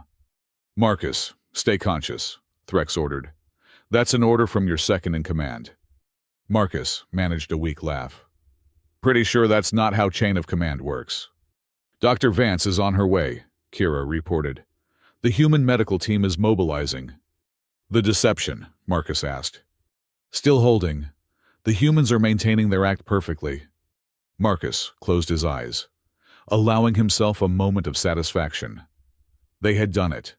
They had turned the Council's weapon against them, protected humanity, and forged an alliance between species that had been enemies just days ago. "Sir Hale," Threx said formally, "you are either the bravest or most insane being I have ever encountered." "Why not both?" Marcus murmured. The medical team arrived, Lyra leading them with a combination of fury and concern that only she could manage. "What did I tell you about staying in one piece? Do you have any idea how hard it is to reconstruct organs that have been partially erased from reality?" "You'll manage," Marcus said as they loaded him onto a gurney. "You always do." As they rushed him toward medical, Marcus caught a glimpse through a viewport. The 3 council ships were drifting, their running lights flickering erratically. The inversion had worked. The puppeteers had become puppets. But this was just the beginning. The council would respond, the alliance would fracture, and the war Sareth had predicted would come. But now humanity wouldn't face it alone. They had allies, earned through blood and proven through trust. "Threx," Marcus called out as they wheeled him away. "Yes. Get word to Queen Sareth. Tell her the alliance holds. And tell her." Marcus paused, a ghost of a smile on his bloodied face. "Tell her the fragile humans just saved the galaxy." The last thing Marcus heard before unconsciousness took him was Threx's 4-fisted salute, hitting his chest in perfect synchronization. The Zoran warrior's salute, now given with genuine respect, rather than mere formality. 300 humans continued their performance for another hour, moving mechanically through the station while council observers documented what they believed was their triumph. When the truth was finally revealed, when the Council ship's crews were found in their own command centers, standing at attention with vacant eyes, awaiting orders from those they had tried to enslave. The shockwaves would ripple across the galaxy. The footage would spread through underground networks first, then burst into public channels like a supernova. The fragile humans, the ones deemed too weak to fight, had not only survived, but turned the ultimate weapon of control into a mirror that reflected the Council's own tyranny back upon them. In medical, as Lyra worked to repair damage that shouldn't be survivable, she monitored the networks. Already, 17 species had formally requested alliance talks with Earth. The Zoran Empire had publicly declared their protective stance over humanity. And somewhere in the chaos, a new term was being coined in a dozen languages: to pull a hail, meaning to achieve the impossible through sheer audacious stupidity. The revolution hadn't started with armies or fleets or grand declarations. It had started with one broken soldier who refused to stay down, who turned weakness into strength, who proved that sometimes the most dangerous warrior isn't the strongest, but the one who simply refuses to lose. The game had changed indeed, and humanity, against all odds, had just become the dealers. Marcus woke to the sound of arguing, not the heated kind that preceded violence, but the measured, tactical disagreement of military minds trying to solve an impossible problem. He kept his eyes closed, taking inventory of his body first. The left side, where reality had been carved away, was numb but present, rebuilt with a combination of synthetic tissue and Zoran bioregeneration technology. His ribs ached but held. His head felt like someone had used it as a drum, but his thoughts were clear. "He's awake," Dr. Lyra Vance said without looking up from her datapad. "His neural activity spiked the moment you started discussing casualty projections." Threx. Marcus opened his eyes to find himself in a medical bay, unlike any he'd seen before. The walls were part human metal, part Zoran bioconstruct, pulsing with a faint purple light. Around his bed stood an unlikely gathering: Threx, Queen Sareth herself, Jax Renner, Ambassador Sarah Walsh, and several others he didn't recognize, including a crystalline being whose form shifted like living glass. "How long?" Marcus asked, his voice rough. 6 days, Lyra replied. "You've missed quite a bit." The Council. "In complete disarray," Queen Sareth answered, moving closer. Her 6 eyes examined him with an intensity that was both clinical and something else. Something harder to define. 23 Council members were affected by the inverted weapon before they managed to shut it down. They're currently standing in their chambers, awaiting orders that will never come. The political chaos is extraordinary. And the response? "That's what we were discussing," Threx said. "The Council's military forces are mobilizing, not just against Earth, but against the Zoran Empire and 7 other species that have declared solidarity with humanity." Marcus tried to sit up, winced, and accepted Lyra's help. "Show me the tactical situation." Jax activated a holographic display that filled the room with stars and ships. The scope of it took Marcus's breath away. Hundreds of vessels were converging on key systems, battle lines being drawn across the galaxy. "They're calling it the Fragile Rebellion," Ambassador Walsh said with a wry smile. "Rather ironic, considering." "How many ships do we have?" Marcus asked. "Between Earth, Zoran, and our new allies, maybe 300 combat-capable vessels," Threx replied. "The Council Loyalists have over 1,000. "Numbers aren't everything," Marcus said, studying the display. "What about the species sitting on the fence?" The crystalline being chimed, its voice like wind through glass. "I am Resonance of the Harmony Collective. We speak for 43 neutral species. We watch. We evaluate. We have not yet chosen." "The Harmony Collective," Marcus repeated, noting the irony of the name. "And what would make you choose?" "Proof that your path leads to survival, not merely destruction. The Council is tyrannical, yes, but stable. You offer freedom. But at what cost?" Before Marcus could respond, alarms began blaring through the medical bay. The holographic display shifted, showing a massive ship dropping out of hyperspace near Earth. Council Dreadnought, Threx identified, his four hands clenching. Retribution class. It could destroy Earth's defenses alone. They're broadcasting, Jax said, putting it on speaker. The voice that filled the room was cold, mechanical. Processed through so many translators, it had lost any trace of personality. Citizens of Earth, your actions against the Council constitute treason of the highest order. You have 1 hour to surrender Marcus Hale and all conspirators. Failure to comply will result in the sterilization of your planet. The room fell silent. Marcus could feel everyone's eyes on him, waiting. The smart play was obvious sacrifice himself to save Earth. It's what a hero would do. But Marcus had never claimed to be a hero. Jax, open a channel to that ship, Marcus said. Marcus, what are you doing? Lyra asked. Something stupid. He waited for the connection to establish, then spoke clearly. This is Marcus Hale. I have a counteroffer. Single combat. Your champion versus me. Winner takes all. Earth's freedom and the Council's withdrawal if I win.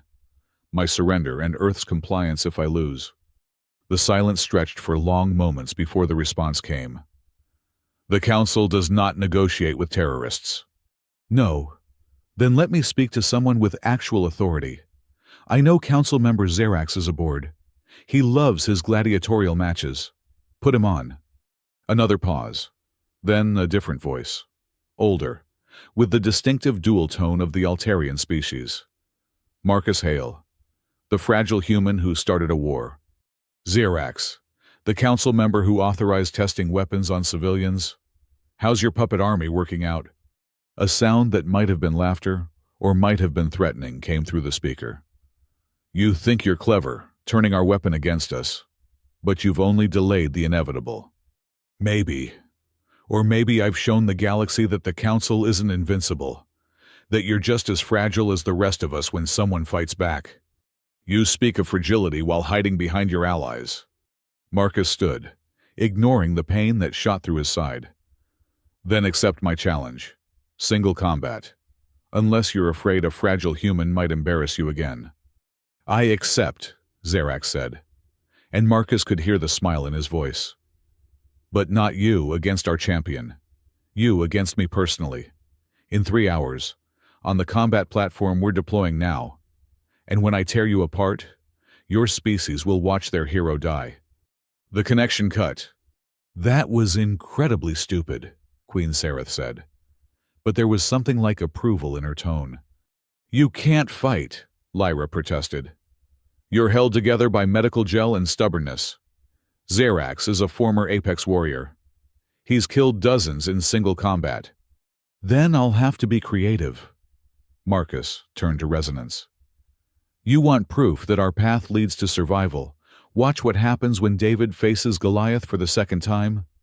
This is different, Threx argued. I was overconfident, untested against human tactics. Zerax has studied your victory. He'll be prepared. Good. That means he'll be expecting tricks, deception, misdirection. Marcus smiled. He'll be so busy looking for the trap that he won't see the obvious. Which is that sometimes the direct approach is the most unexpected. The next 3 hours passed in a blur of preparation. Marcus refused additional medical treatment that might slow his reflexes, choosing pain over dulled senses. He selected his equipment carefully, standard human combat armor. Nothing special. Nothing that would give away any advantage. A simple blade, a basic sidearm, and something else that he kept hidden. Threx watched him prepare with growing concern. You're not even taking plasma weapons. Zerax will expect advanced weapons. He'll have counters for everything high-tech. Marcus tested the balance of the blade. But sometimes, the old ways are the best ways. Queen Sereth entered the preparation room, dismissing everyone else with a gesture. When they were alone, she moved close, her 6 eyes studying him. You could run, she said quietly. My ship could have you in hyperspace before the combat begins. And leave Earth to burn. Earth is one planet. This rebellion needs its symbol alive. Marcus met her primary eyes. No. It needs its symbol to prove that humans don't abandon their own. That's what makes us different from the Council. She was quiet for a moment, then reached out with one of her 4 hands, touching the side of his face with surprising gentleness. You fascinate me, Marcus Hale. You're broken, inferior by every metric we use to measure strength, and yet you keep winning. We call it spite, Marcus said. No, she disagreed. It's something else. Something I'm only beginning to understand. She pulled back, her expression shifting to something more formal. When you win, and you will win, there's something you should know. The real enemy isn't the Council. What do you mean? The Council is just the face of something older, darker. They call themselves the Architects. They've been guiding galactic development for millennia, pruning species they deem dangerous, elevating those they can control. She moved to the window, looking out at the stars. Your victory in the arena wasn't random. They wanted to see what humans would do when pushed. The Harmony weapon was a test, but not the kind you think. They were testing our resistance to control. They were testing whether humanity was worth recruiting or eliminating. She turned back to him. Your actions on the station proved we're neither controllable nor eliminatable, which makes you a problem they need to solve. And Zerax. Is one of them an architect playing at being a council member? Her 6 eyes narrowed. Be very careful, Marcus. He's not just trying to kill you. He's trying to understand you. Before Marcus could respond, Threx's voice came through the comm. It's time. The combat platform was a disk of metal and energy floating in space between Earth and the Council dreadnought. It was smaller than the arena, maybe 50 meters across, with a simple energy shield keeping atmosphere in and spectators out. Ships from dozens of species had gathered to watch, their viewing screens trained on what many were calling the last stand of the fragile rebellion. Marcus stepped onto the platform from one side, Zerax from the other. The Altarian was everything Marcus wasn't 3 meters tall, covered in natural armor that looked like polished obsidian, 4 arms like Threx but leaner, built for speed rather than pure strength. His dual-toned voice resonated across the platform. Marcus Hale, you should have accepted exile. Probably, Marcus agreed, walking to the center. But humans are terrible at knowing when to quit. Zerax moved with liquid grace, circling Marcus. I've studied your victory against Commander Threx. Impressive, in its way. You used his strength against him, exploited his overconfidence, turned his honor into weakness. And you think you're different. I know I am. Zerax's 4 arms spread wide, and weapons materialized in each hand: a plasma blade, an energy whip, a projectile weapon Marcus didn't recognize, and a shield that flickered with dimensional energy. I have no honor to exploit, no overconfidence to manipulate. I am simply superior. We'll see. The combat began without ceremony. Zerax moved faster than anything that size should move, the plasma blade coming in high, while the energy whip swept low. Marcus barely dodged, the blade singing past his ear while he jumped the whip. The projectile weapon fired something that made the air scream, missing Marcus by inches and leaving a smoking crater in the platform. Marcus returned fire with his sidearm, conventional bullets that Zerax's shield swallowed without effort. The Altarian laughed, that dual-tone sound that seemed to come from everywhere at once. Primitive weapons against dimensional shields. You disappoint me, human. Marcus kept moving, staying just out of reach, observing. Zerax was fast, skilled, and patient. He wasn't making Threx's mistake of overwhelming force. He was probing, testing, learning. The energy whip caught Marcus's leg, sending him tumbling. He rolled aside as the plasma blade struck where he'd been, leaving molten metal. Coming up. Marcus threw his knife. A perfect throw that Zerax caught with his fourth hand, without even looking. Predictable, Zerax said, tossing the blade aside. They exchanged attacks for several minutes. Marcus always defending, always retreating, taking small injuries that added up. A burn across his ribs from the plasma blade, a graze from the projectile weapon, welts from the energy whip. The crowd was beginning to murmur. This wasn't the spectacular upset they'd expected. This was a slow execution. "You're stalling," Zerax observed, not even breathing hard. "Hoping for what divine intervention your allies to break the rules and interfere?" "No," Marcus said, wiping blood from a cut above his eye. "I'm waiting." "For what?" "For you to tell me the truth." Zerax paused, his weapons lowering slightly. "What truth?" "Why an architect is bothering with a single human. Why you really accepted this challenge." Marcus straightened, ignoring his injuries. "Queen Sareth told me what you are. You're not here to kill me. You're here to test me." For the first time, Zerax showed surprise. Then he laughed, deeper this time, more genuine. "Clever, yes. We've been watching humanity for some time. You're an anomaly. By every metric, you should have been extinct centuries ago. Too weak, too divided, too chaotic. Yet you survive. You thrive. You adapt. And you want to know why? We want to know if you're a threat." Zerax's weapons disappeared, and he approached with open hands. "Join us, Marcus. The architects could use humanity's adaptability. We could elevate your species, give you power beyond imagination. In exchange for what? Service, loyalty. Your unique perspective applied to maintaining order across the galaxy." Marcus was quiet for a moment, and the watching crowds held their breath.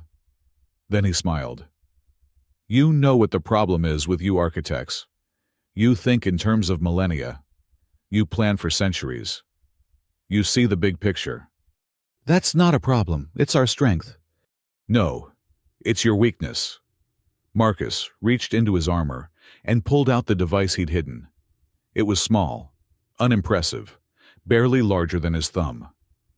"Because while you're thinking about the next 1,000 years, humans are thinking about the next 30 seconds. He pressed the device. Nothing happened. Zerax laughed.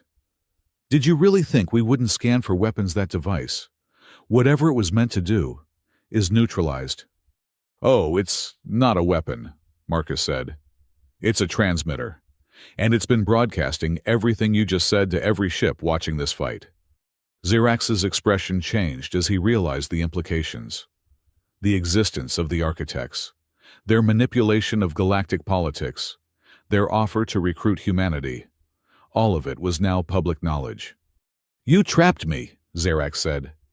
And there was something like respect in his voice. "No," Marcus corrected. "You trapped yourself. You couldn't resist the need to explain, to monologue, to prove your superiority. It's a very human failing, actually." The platform erupted in chaos. Ships that had been neutral suddenly powered weapons. The Council dreadnought found itself surrounded by vessels demanding answers. On Earth, emergency sessions were being called. Across the galaxy, species were reviewing their histories, looking for signs of architect manipulation. Zerax's weapons rematerialized. "Clever or not, you still have to survive this combat." "Do I?" Marcus asked. "Look around. You've already lost. Kill me. And I become a martyr who exposed the shadow government controlling the galaxy. Let me live. And I'm the human who outsmarted an architect. Either way, your secret is out, and your control is broken. There's a third option. I kill you and everyone watching. With one dreadnought against hundreds of ships now united against you." Marcus shook his head. "Even architects aren't that powerful." They stood facing each other, the alien overlord and the fragile human. While the galaxy watched, it was Zerax who moved first, but not to attack. He stepped back, his weapons disappearing again. "This isn't over," he said. "No, Marcus agreed. It's just beginning. But here's the thing about humans and beginnings. We're really good at them. We've been starting over for our entire existence. Every disaster, every war, every time someone bigger and stronger tried to keep us down, we began again. And each time we came back a little stronger, a little smarter, a little more spiteful. Zirax stared at him for a long moment. You realize what you've done. The order we've maintained for millennia will collapse. Billions will die in the chaos. Maybe. Or maybe billions will finally be free to choose their own path. Marcus walked to the edge of the platform, addressing the watching ships. The architects have been controlling us, all of us, for longer than we can imagine. They decided who rose and who fell, who lived and who died, all in the name of their order. But order without freedom isn't peace, it's prison. He turned back to Zirax. The combat is over. I claim victory by forfeit, unless you want to continue and prove to everyone watching that the architects rule through force alone. Zirax stood perfectly still for 10 seconds, 20, 30. Then, without a word, he turned and walked off the platform, back to his ship. The Council dreadnought powered down its weapons and jumped to hyperspace, leaving behind a galaxy forever changed. Marcus collapsed to his knees, exhaustion and injuries finally catching up. Within moments, he was surrounded by others, Threx lifting him with careful strength, Lyra scanning him with medical equipment, Queen Sareth standing guard against any remaining threats. That was insane, Jack said, helping support Marcus as they moved to the shuttle. You just exposed a conspiracy that's been running for thousands of years with a fake transmitter. Marcus coughed, tasting blood. Who said it was fake? Everyone stopped. The transmitter was real, Lyra asked. Built it myself from spare parts in the medical bay. Very basic, very human. The kind of simple technology the architects would overlook because they're used to thinking in terms of quantum entanglement and dimensional manipulation. Marcus managed a weak smile. Sometimes the simple solution is the best solution. Back on Queen Sareth's flagship, the full scope of what had happened began to sink in. Hundreds of species were demanding investigations.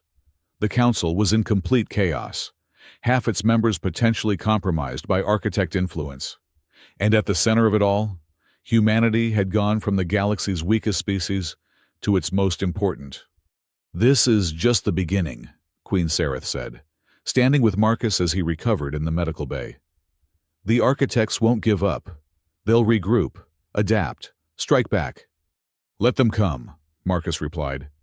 Humans have been fighting superior forces our entire existence. We've gotten pretty good at it. And your allies? Threx asked. Will Earth stand with the Zoran Empire against what's coming? Marcus looked around the room at the assembled representatives of different species, all looking to him for answers. The crystalline form of resonance chimed softly, speaking for many. The neutral worlds have reconsidered. We stand with Earth and its allies against the architect threat. Ambassador Walsh stepped forward. Earth's parliament has voted unanimously. We're in this fight. One by one, other species representatives spoke up, pledging support. The fragile rebellion had become something else, something larger. It was no longer about humanity proving its worth. It was about the galaxy choosing freedom over control. We'll need a new name, someone suggested. Fragile Rebellion doesn't quite fit anymore. Marcus thought for a moment. How about the Free Alliance? Simple, clear, and it says exactly what we're fighting for. The Free Alliance. Queen Sareth tested the words, then nodded. I like it, though I still prefer Sir Hale for you personally. About that, Marcus said. Why do you keep calling me that? Her 6 eyes sparkled with amusement. Because it annoys you, and I find your annoyance entertaining. Despite everything, Marcus laughed. It hurt his ribs, but it was worth it. Over the following days, as the Free Alliance took shape, as strategies were developed and alliances formalized, Marcus found himself at the center of something he'd never expected. He'd gone from a broken soldier seeking revenge to a symbol of resistance for an entire galaxy.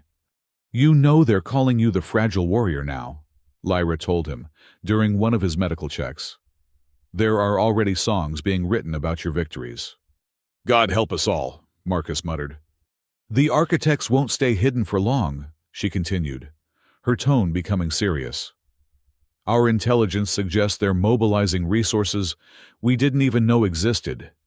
Ancient weapons, species we've never encountered, technologies that border on magic." "Then we'd better get creative," Marcus replied. "It's what humans do best." A soft chime indicated someone entering the medical bay. It was Threx, carrying something wrapped in ceremonial cloth. "The Zoran warrior tradition," Threx said formally, "is to present a blade to one who has proven themselves in combat beyond all expectation." He unwrapped the cloth, revealing a weapon that seemed to be made of crystallized starlight. "This blade has been in my family for 600 years. It has never known defeat." "Threx, I can't accept this." "You must. You're not just my commander now, Marcus. You're what my people call a truth warrior, one who wins not through strength, but through revealing what was hidden." Threx placed the blade in Marcus's hands. "Besides, your human weapons are terrible. You need something better for what's coming." Marcus accepted the blade, feeling its perfect balance, the way it seemed to hum with energy. "Thank you." "Don't thank me yet. I'm also here to inform you that Queen Sereth has scheduled your first joint training session for tomorrow. Zoran warriors learning human tactics, while humans learn Zoran combat techniques." "I can barely walk." "That's what she said you'd say. She also said to tell you that if humans are as adaptable as you claim, you'll figure it out." As Threx left, Marcus examined the blade, watching the way light played through its crystalline structure. It was beautiful, deadly, and completely alien, yet it felt right in his hands. "The galaxy's changing," Lyra observed. "No," Marcus corrected. "We're changing it, one impossible victory at a time." Outside the medical bay's viewport, ships continued to gather. The Free Alliance was growing by the hour, species choosing freedom over the safety of architect control. It wouldn't be easy. The architects had millennia of experience, resources beyond imagination, and the advantage of hidden knowledge. But they'd never faced anything quite like humanity before. A species that turned weakness into strength, that thrived on chaos, that looked at impossible odds and said, "Challenge accepted." The war for the galaxy's freedom had begun, and at its heart stood a fragile human who had proven that sometimes the greatest strength was refusing to break. The training ground was a nightmare of changing terrain and atmospheric conditions. Queen Sereth's idea of a gentle introduction to joint human-Zoran combat exercises. Marcus stood at the edge, still favoring his left side, watching as human Marines attempted to work with Zoran warriors twice their size. It was not going well. "Your soldier just shot my warrior in the back," Threx observed, his tone carefully neutral, as medics rushed to treat the friendly fire incident. "Your warrior just threw my soldier into a wall trying to help him over an obstacle," Marcus countered. They watched as another mixed unit attempted a simple flanking maneuver, only to end with the humans accidentally triggering a Zoran battle rage response and the Zoran accidentally crushing human equipment with their enthusiasm. "This is hopeless," Jack said, joining them. "We're too different. The size difference alone makes coordinated tactics nearly impossible. The Granitors are 3 times the size of Zoran and they work together fine," Marcus pointed out. "The Granitors move at the speed of geological formations. They have time to coordinate," Threx replied. "Human combat is fast, chaotic. Zoran combat is decisive, overwhelming. They don't mesh." Marcus was about to respond when Dr. Lyra Vance approached, datapad in hand, and an expression that meant she'd discovered something interesting. "I've been analyzing the combat data from successful mixed-species operations," she said without preamble. "There's a pattern everyone's missing." "Which is?" Marcus asked. "Stop trying to make them work together. Make them work in parallel." She pulled up a holographic display showing troop movements. Look at the successful operations. They don't involve direct coordination. They involve complementary actions. Humans create chaos. Zoran exploit it. Zoran create pressure. Humans find the cracks. Like a hammer and scalpel, Threx mused. More like jazz musicians, Lyra corrected. Different instruments, different parts, but all contributing to the same song. Before Marcus could explore this idea further, alarms began blaring across the training facility. Queen Sereth materialized on the main view screen, all 6 eyes, focused and alert. We have a situation, she announced. 3 Architect ships have appeared at the edge of the system. They're not attacking, they're broadcasting. The training ground transformed into a command center as the broadcast played. The figure on screen wasn't Zerax, but something else. Something that hurt to look at directly. It seemed to exist in more dimensions than should be possible, its form constantly shifting like a living optical illusion. Citizens of the so-called Free Alliance, it spoke, its voice coming from everywhere and nowhere. I am Convergence, Prime Architect of the Third Spiral. You have disrupted 10,000 years of careful cultivation. This cannot be permitted. Dramatic much, someone muttered, earning a sharp look from their commander. The human Marcus Hale has infected you with chaos. Convergence continued. He has made you believe that freedom is preferable to order, that choice is superior to purpose. We offer one opportunity for redemption. Surrender the human and return to your designated roles. You have 48 hours to comply. The broadcast cut off, leaving silence in its wake. Well, Marcus said into the quiet, at least they gave us 48 hours. That's polite of them. This isn't a joke, Ambassador Walsh said, having arrived during the broadcast. 3 Architect ships could destroy this entire system. Could they? Marcus turned to Resonance, the crystalline being who had become their intelligence coordinator. What do we actually know about Architect combat capabilities? Resonance chimed thoughtfully. Very little direct combat data exists. The Architects typically operate through proxies, manipulation, long-term planning. Direct confrontation is unusual for them, which means they're either very confident or very desperate. Marcus concluded. Threx, I need our best tactical minds in the war room in 20 minutes. And someone get me everything we have on those 3 ships. You're not seriously considering fighting them, Walsh said. I'm seriously considering options, Marcus replied. That's what humans do. We consider everything, even the impossible. The war room was crowded with representatives from every Free Alliance species. The holographic display showed the 3 Architect ships in exquisite detail. They were beautiful in an alien way, looking more like mathematical equations given form than traditional vessels. They seemed to phase in and out of reality, never quite solid, never quite gone. Dimensional phase technology, the luminant representative flickered. They exist partially in subspace. Conventional weapons would pass right through them. So we use unconventional weapons, Marcus said. What affects subspace? Gravity wells, someone suggested. Quantum entanglement. Certain types of radiation. The Zoran have gravitational weapons, Threx offered, not ship-mounted but planetary defense platforms, which are stationary and would require the Architects to come to us, Queen Sereth added, having joined the discussion via hologram. They're not that foolish. Marcus studied the display, his mind working through possibilities. Then he noticed something. They're maintaining perfect equilateral formation. Why? Optimal coverage, someone suggested. No, Lyra said, understanding dawning in her eyes. They're creating a field. Look at the energy readings between them. She was right. Faint lines of force connected the 3 ships, forming a triangle of twisted space. It's a trap, Marcus realized. They're not here to attack. They're here to contain. If we try to leave the system, if we try to run, that field will stop us. So we're prisoners, Jack said grimly. No. Marcus smiled, and it was not a pleasant expression. We're bait. They want to see who comes to help us. Who else is part of the Free Alliance? They're mapping our network. Then we can't call for reinforcements, Threx concluded. We don't need reinforcements.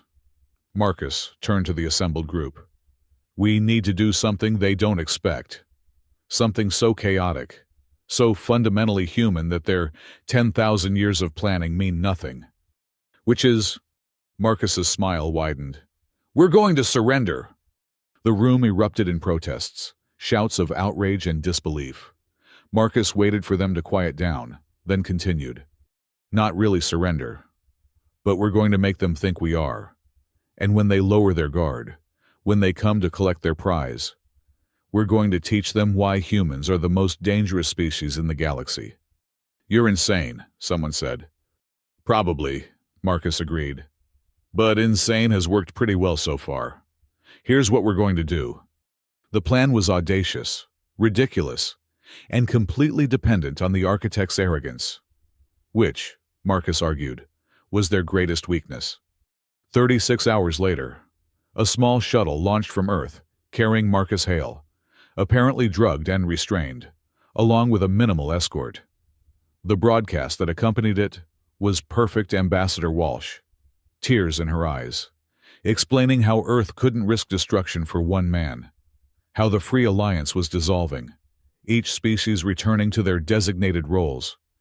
The architect ships responded by opening a corridor in their containment field, allowing the shuttle through.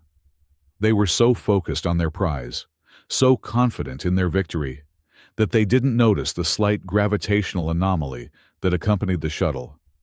Or rather, they noticed but dismissed it as debris from Earth's industrial orbital ring. Marcus wasn't actually on the shuttle.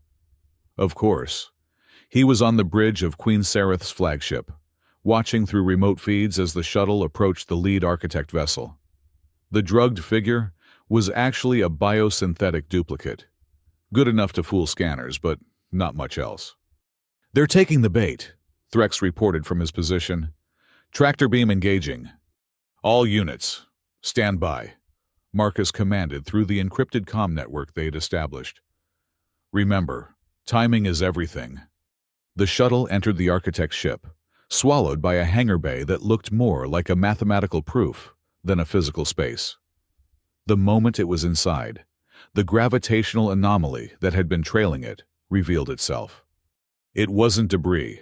It was a Zoran gravity mine, modified with human stealth technology, and programmed with a very simple instruction: detonate when surrounded by architect technology.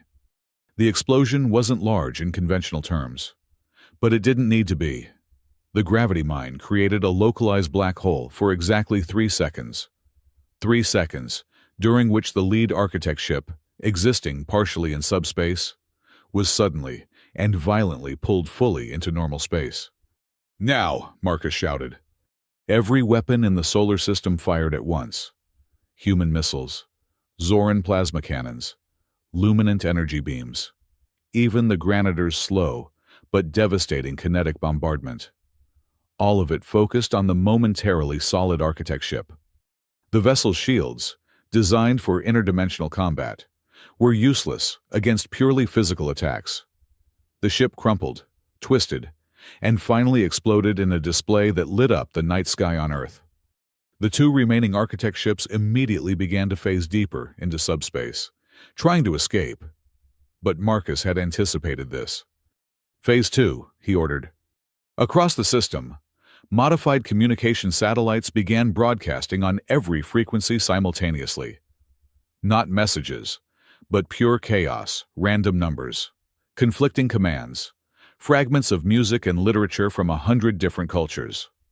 It was information warfare at its most basic, flooding the quantum channels the architects used to navigate subspace. The architect ships stuttered, their phase technology confused by the cacophony. They materialized just long enough for the second wave of attacks to hit them. One ship managed to escape, damaged and trailing exotic particles. The other imploded, caught between dimensions. The entire battle had lasted less than 5 minutes. "We did it," Jax breathed, disbelief clear in his voice. "We actually did it." "We won a battle," Marcus corrected. "The war's just beginning." The aftermath came swiftly. The escaped architect ship had transmitted everything back to their hidden bases. Within hours, responses came from across the galaxy. Some species, terrified of architect retaliation, withdrew from the Free Alliance. But others, inspired by the victory, joined. The galaxy was choosing sides. Marcus stood in Queen Sereth's throne room, where she had insisted on holding the victory celebration. The room was packed with representatives from dozens of species, all talking excitedly about the implications of defeating beings once thought invincible. "You realize what you've done," Queen Sereth said, approaching him with a drink that glowed faintly purple. "You've started something that can't be stopped." "Good," Marcus replied, accepting the drink but not sipping it yet. "Things that can't be stopped are the only things worth starting." Philosophy from the human who wins through spite. "We're full of surprises." He finally tried the drink, which tasted like starlight and bad decisions. "Your Majesty, can I ask you something?" "You may." "Why did you really challenge humanity back at the beginning? It wasn't just curiosity." Queen Sereth was quiet for a moment, her 6 eyes focusing on something distant. "My mother was killed by the architects. Not directly, of course. They manipulated a conflict that led to her death, all to keep the Zoran Empire from growing too powerful. I've spent 200 years looking for a way to fight them." "And you found it in humanity." "I found it in you, Marcus Hale, a broken soldier who refused to stay down, who turned weakness into strength, who showed the galaxy that the impossible is just another word for Tuesday to your species." Before Marcus could respond, Threx approached with an urgent expression. "We have a problem." "Of course we do," Marcus sighed. "What now?" "The architect we captured, Convergence. It wants to talk, specifically to you." Marcus had almost forgotten about that. During the chaos of the battle, a special forces unit had managed to board the damaged architect ship and capture its commander. Convergence was currently held in the most secure facility they had, surrounded by every type of containment field known to science. "Let's hear what it has to say," Marcus decided. The containment facility was deep beneath the surface of Earth's moon, a joint human-Zoran construction built specifically to hold beings that existed partially in other dimensions. Convergence hung suspended in the center of overlapping energy fields, its form even more disturbing up close. Looking at it was like trying to see a 4-dimensional object with 3-dimensional eyes. "Marcus Hale," it spoke, its voice causing the containment fields to ripple. "The Chaos Bringer, the Pattern Breaker. Do you know what you are?" "A fragile human who keeps winning," Marcus suggested. "You are an impossibility," Convergence replied. "We have modeled the development of every species for millennia. We can predict the rise and fall of civilizations with perfect accuracy. But humans, you defy prediction. Every model we create, you break. Every pattern we establish, you disrupt." "Sounds like a you problem." "It is a universal problem. Order requires predictability. Without it, chaos reigns. Billions die. Civilizations collapse." Marcus moved closer to the containment field. "You know what I think you're afraid. For the first time in 10,000 years, you've encountered something you can't control, can't predict, can't manipulate, and it terrifies you. You understand nothing." "I understand that you've been playing God for so long. You've forgotten that gods can fall." Marcus turned to leave, then paused. "Oh, and that whole chaos brings death argument humans have been proving that wrong for our entire existence. Chaos brings change, and change brings growth." "You will regret this path," Convergence called after him. "The full might of the Architect Collective will fall upon you. Your species will be erased from history." Marcus stopped at the door. "They can try. But here's the thing about erasing humans from history. We have a habit of writing ourselves back in, usually in bigger letters. Outside the containment facility, Dr. Lyra was waiting with new data. The analysis of the captured architect technology is incredible. They're using principles we barely understand. Dimensional manipulation, temporal adjustment, quantum consciousness transfer. Can we use any of it? Not directly, but understanding it helps us defend against it. She paused. Marcus, there's something else. The scans of Convergence show something unexpected. The architects aren't entirely organic. They're not entirely artificial either. There's something in between, like they've evolved beyond the distinction. Evolved or engineered themselves? Maybe both. The point is, they might have vulnerabilities we haven't considered. Biological viruses won't work, but neither will conventional computer viruses. We need something new. Something chaotic, Marcus mused. Something that attacks the very idea of perfect order. I might have an idea about that, Lyra said, her eyes lighting up with the expression that meant she was about to suggest something either brilliant or insane.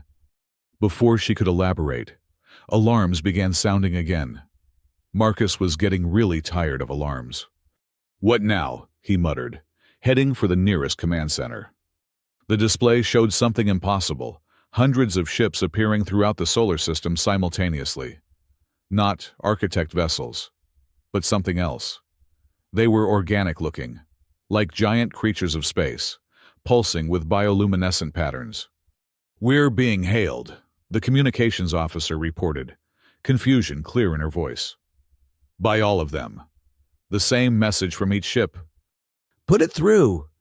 The screen, filled with a face that was hauntingly beautiful and utterly alien. Humanoid in basic structure, but with features that seemed to shift like liquid. Eyes that held the depth of nebulae. I am Symphony of the Void Swimmers, the being said, its voice like cosmic wind. We have watched. We have waited. The architect's hold is broken. The ancient treaty is void. We return. Void Swimmers, Threx said, his voice barely a whisper. They're myths, legends from before the architects rose to power. Apparently not, Marcus said. Symphony, I'm Marcus Hale of Earth. Why are you here? To fight, Marcus Hale. To reclaim what was taken. To dance in the chaos you have created. Symphony smiled, an expression that was both beautiful and terrifying. The architects drove us into the void between galaxies 10,000 years ago. Your actions have shown that they can be defeated. We offer our alliance, our knowledge, our strength. And in return, freedom. The right to exist without their imposed order. The chance to evolve as nature intended, not as the architect's design. Marcus looked at the displays showing hundreds of void swimmer ships, each one a match for an architect vessel. The balance of power had just shifted dramatically. Welcome to the Free Alliance, Marcus said. Symphony's smile widened. The architects will come for you now with everything they have. They cannot allow this precedent to stand. Let them come, Marcus replied. Humans have a saying, the more the merrier. You are either very brave or very foolish, Marcus Hale. Both, definitely both. As the Void Swimmer fleet integrated with the Free Alliance forces, as strategies were revised and new alliances forged, Marcus found himself standing on an observation deck with Queen Sareth and Threx. The galaxy will never be the same, Sareth observed. Good, Marcus said. It was overdue for a change. The architects will not accept this, Threx warned. They'll unleash weapons we've never imagined. And we'll adapt, Marcus replied. It's what we do, what all of us do now. We adapt. We survive.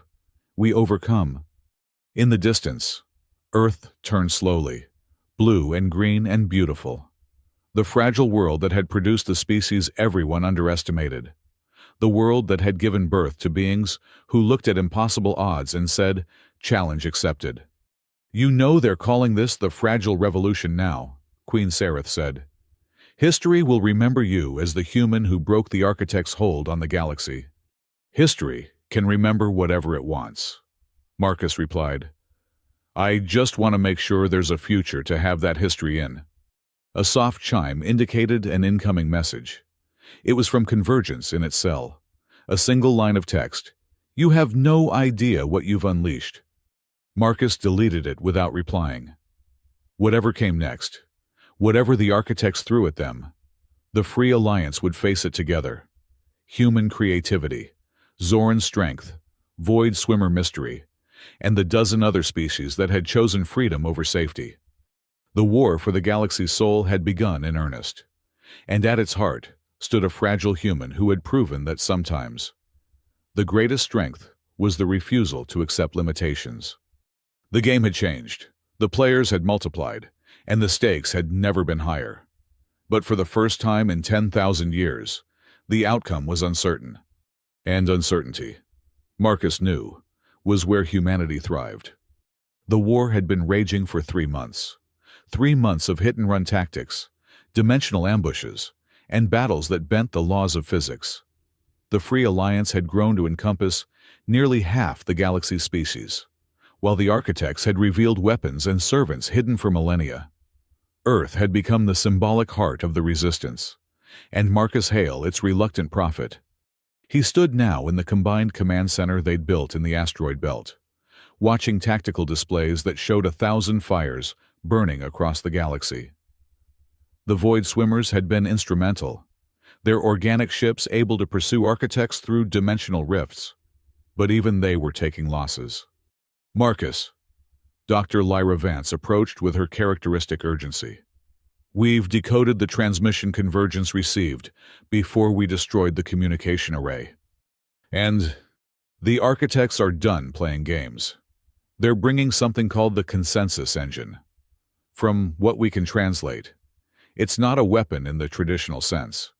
It's designed to rewrite reality at the quantum level, to impose their version of order on the fundamental structure of space-time itself. Marcus was quiet for a moment, processing. They're going to reprogram the universe. Essentially, yes. Every living being would become part of their pattern, their design. Not slaves, but components in a vast machine of their making. When the energy signatures suggest they're massing at the galactic core, if they activate it there, the effect will cascade outward at the speed of light.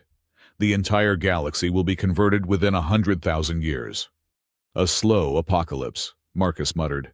Very architect. Queen Sareth materialized via hologram. Her 6 eyes, focused and intense. My scouts confirm massive architect movements toward the core. We're looking at their entire hidden fleet. Thousands of ships we didn't know existed. How many can we muster? Marcus asked. Maybe 800 vessels, Threx reported from his station. 900 if we pull everything from defensive positions. Against thousands. The odds have been worse, Threx said, then paused. Actually, no, they haven't. Despite everything, Marcus smiled. Well, there's a first time for everything. Symphony of the Void. Swimmers flowed into the room, their form more liquid than solid today. The void between speaks of ancient things stirring. The architect's actions have awakened something that has slept since the universe was young. Helpful something or problematic something? Marcus asked. Unknown, but the patterns are changing. The architect's precious order is already breaking down, simply from the attempt to enforce it absolutely. An idea began forming in Marcus's mind. It was insane, even by his standards. But it might be their only chance. Lyra, that idea you had about attacking the concept of order itself. Can you elaborate? She pulled up her research, equations and diagrams filling the air. The architects exist partially as information, partially as matter. They're living algorithms in a sense. If we could introduce something into their system that's fundamentally paradoxical, something that can't be resolved or ordered. A virus made of chaos itself, Marcus finished. But how do we deliver it? We'd need direct access to their central processing, whatever they use to coordinate the consensus engine. Marcus turned to Convergence's containment feed. The captured architect hung in its prison, seemingly dormant, but undoubtedly listening. Threx, bring Convergence to the command center. Full security. Marcus, that's insane, Jax protested. Insane is our brand now, Marcus replied. 20 minutes later, Convergence hung in a portable containment field in the center of the command center, its incomprehensible form rippling with what might have been amusement. You wish to bargain, Marcus Hale. It asked without preamble. I wish to offer you a choice, Marcus replied. Help us stop the consensus engine, or be part of a universe where nothing ever changes again. The consensus engine is perfection. It is the final solution to chaos. It's the end of evolution, of growth, of everything that makes existence worthwhile, Marcus countered. Even for you, when everything is perfectly ordered, what purpose do the architects serve? You become redundant in your own perfect system. Convergence was silent for a long moment. You understand nothing of the deep patterns, the cosmic harmonies we maintain. Maybe not. But I understand prison. And that's what your consensus engine is. A prison where even the guards are inmates. Marcus moved closer to the containment field. You've spent so long preventing chaos that you've forgotten what you're missing. The beauty of the unexpected, the thrill of the unknown. These are the ravings of a chaotic species. These are the observations of a species that survived everything the universe threw at us by adapting, by changing, by embracing the chaos you fear. Marcus pulled up displays of human history, art, music, literature. Look at what chaos creates. Beauty, meaning, purpose. Your order is sterile. Ours is alive. Symphony chimed in, their voice harmonizing with itself. The Void Swimmers remember the time before the Architect's order. It was dangerous, yes, but it was also magnificent. Stars were born in configurations that sang. Civilizations rose and fell like waves, each unique, each contributing something new to the cosmic story. Convergence's form shifted, possibly the equivalent of contemplation. Even if I wish to help, I am cut off from the collective. I cannot access the consensus engine. But you know its structure, Lyra said. You could tell us how to introduce our chaos virus. It would require someone to physically interface with the engine's core. It would be suicide. We're good at suicide missions, Marcus said. It's practically a human specialty. Over the next 48 hours, they planned something that shouldn't be possible. Using Convergence's reluctantly provided information, Lyra and her team developed what they called the Paradox Protocol, a self-replicating algorithm that existed in a state of constant contradiction. It was information that negated itself while simultaneously confirming itself. A digital Ouroboros that would force any system trying to process it into an infinite loop. The delivery method would be more complicated. The consensus engine was protected by layers of dimensional shielding, temporal locks, and guards that existed in multiple realities simultaneously. It would take the entire Free Alliance fleet just to create a distraction, and even then, only a small team could hope to penetrate to the core. I'll lead the insertion team, Marcus announced during the final briefing. No, Queen Sereth said immediately. You're too valuable as a symbol. Symbols don't win wars. Soldiers do. Then I'm coming with you, she declared. Your Majesty, that's not negotiable. Sir Hale. Her 6 eyes fixed on him with an intensity that ended the argument. We started this together. We'll finish it together. The team was assembled: Marcus, Sereth, Threx, Lyra, Symphony, and surprisingly, Convergence in a specially modified containment suit that would allow it to interact with Architect technology while preventing escape. Why help us? Marcus asked Convergence as they prepared to depart. Because you were right about one thing, Marcus Hale. In a perfectly ordered universe, even the architects become obsolete. Perhaps a small amount of chaos is necessary. The battle at the galactic core was the largest in recorded history. 800 Free Alliance ships against 3,000 Architect vessels, with the consensus engine at the center, like a mechanical god. It was a structure that hurt to perceive, existing in 17 dimensions simultaneously, constantly folding in on itself while expanding outward. The Free Alliance fleet didn't try to win. They just tried to survive long enough, to create enough chaos for the insertion team's modified Void swimmer ship to slip through. The vessel, living tissue merged with human and Zoran technology, could shift through dimensions like the Architects, but retained enough unpredictability to avoid their tracking algorithms. Approaching the engine, Symphony reported. Their forms spread throughout the ship like a nervous system. Dimensional barriers in 3, 2, 1. Reality twisted.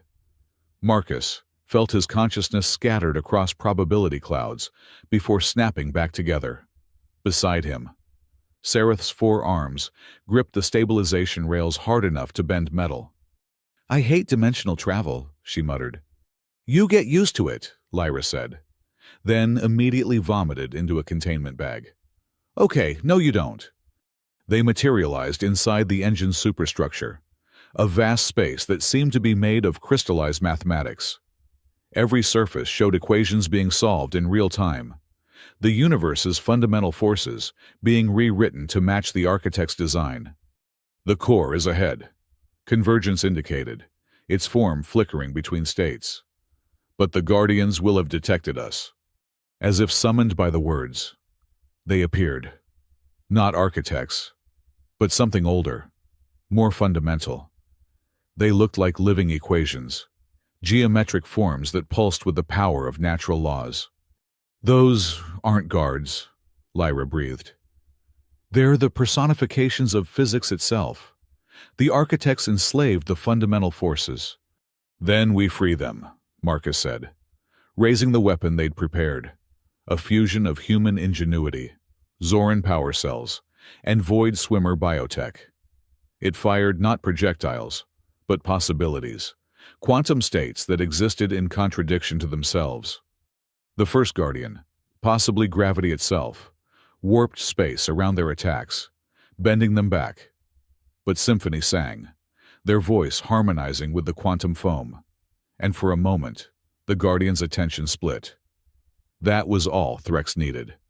The Zoran warrior charged, all 4 arms working in perfect coordination, and tackled the living equation. They fell through several dimensions before Threx reappeared, breathing hard but victorious. "One down," he gasped. They fought their way deeper, each Guardian more fundamental than the last. Entropy tried to age them to dust. Electromagnetics attempted to tear apart their molecular bonds. Strong nuclear force nearly crushed them into a singularity. But they persevered, using chaos as their weapon, unpredictability as their shield. Humans might be fragile, but they were also impossibly stubborn. Finally, they reached the core. It was beautiful and terrible, a sphere of pure order that made everything else seem like random noise. Just looking at it made Marcus's mind want to arrange itself into neat, predictable patterns. The interface, Convergence, indicated a crystalline structure. Insert the paradox protocol there. Lyra moved forward with the device, but alarms began screaming. Not mechanical alarms, but reality itself protesting. The Architects had noticed them. "We're out of time," Symphony warned. "They're collapsing this dimensional pocket. We have minutes before this space ceases to exist." "Then we make them count," Marcus said. He turned to Sereth. "Remember when you asked why humans were special?" "You said it was spite," she replied, her 6 eyes bright with what might have been affection. "I lied. It's hope. Stupid. Impossible. Ridiculous hope." He pulled her close, a human gesture she'd learned to appreciate. "If this doesn't work—" "It will work," she interrupted. "You're Marcus Hale. You make the impossible boring." Lyra reached the interface, but before she could insert the device, The air shimmered and a figure materialized. Not Convergence, but the original architect, the first one. So old its form was more concept than matter. "You would destroy perfection for the comfort of chaos?" it asked, its voice the sound of galaxies dying. "We would choose freedom over perfection," Marcus replied. "Growth over stagnation, life over mere existence. Life is disorder. Disorder is death." "Wrong," Marcus said. "Disorder is possibility. And possibility is the only thing that makes life worth living." The first architect moved to stop Lyra, but Convergence acted. The captive architect threw itself at its progenitor, their forms tangling in impossible geometries. "Now," Convergence screamed, "while I hold it." Lyra slammed the device into the interface. For a moment, nothing happened. Then the Paradox Protocol activated, and the universe hiccuped. The core began processing the virus, trying to order something that existed in a state of permanent disorder. Error messages in languages that predated speech cascaded across every surface. The engine stuttered, its rewriting of reality developing gaps, inconsistencies. "It's working," Lyra shouted. "But we need to go, now."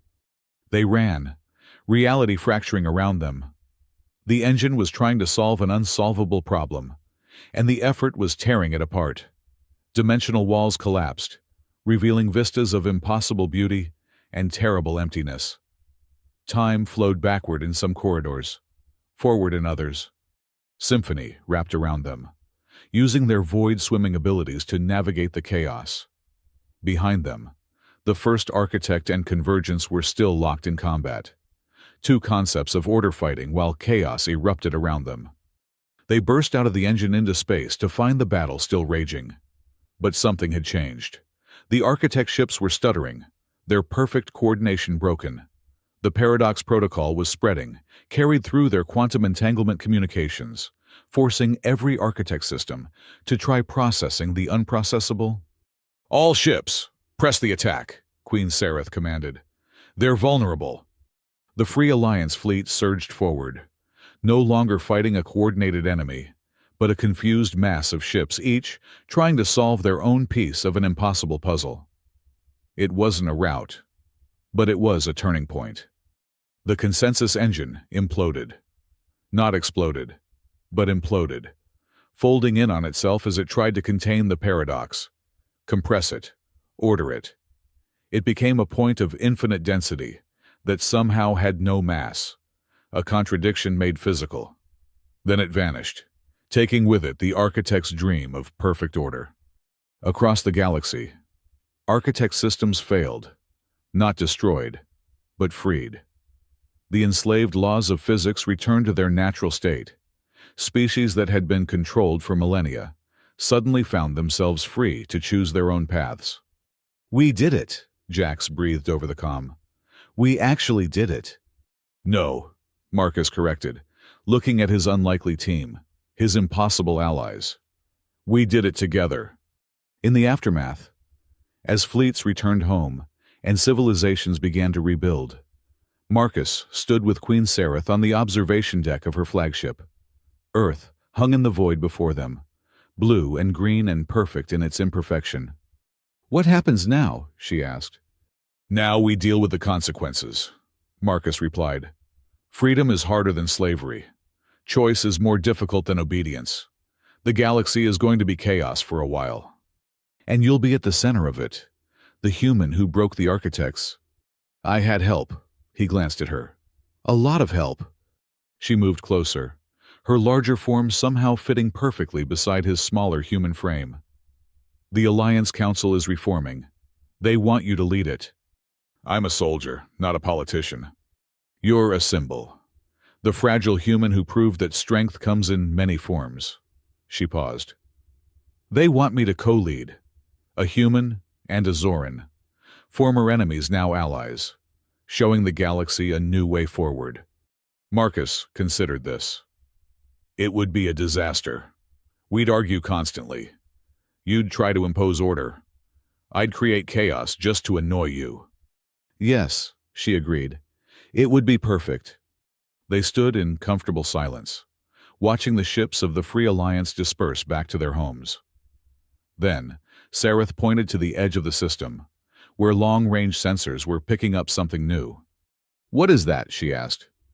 Marcus enhanced the display. Ships were approaching, but not of any design in their databases. They were sleek, dark, and moved with a predatory grace that made even the void swimmers seem clumsy.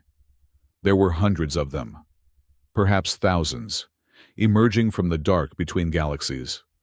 A transmission came through, audio only, in a language that the translators struggled with before finally resolving into words.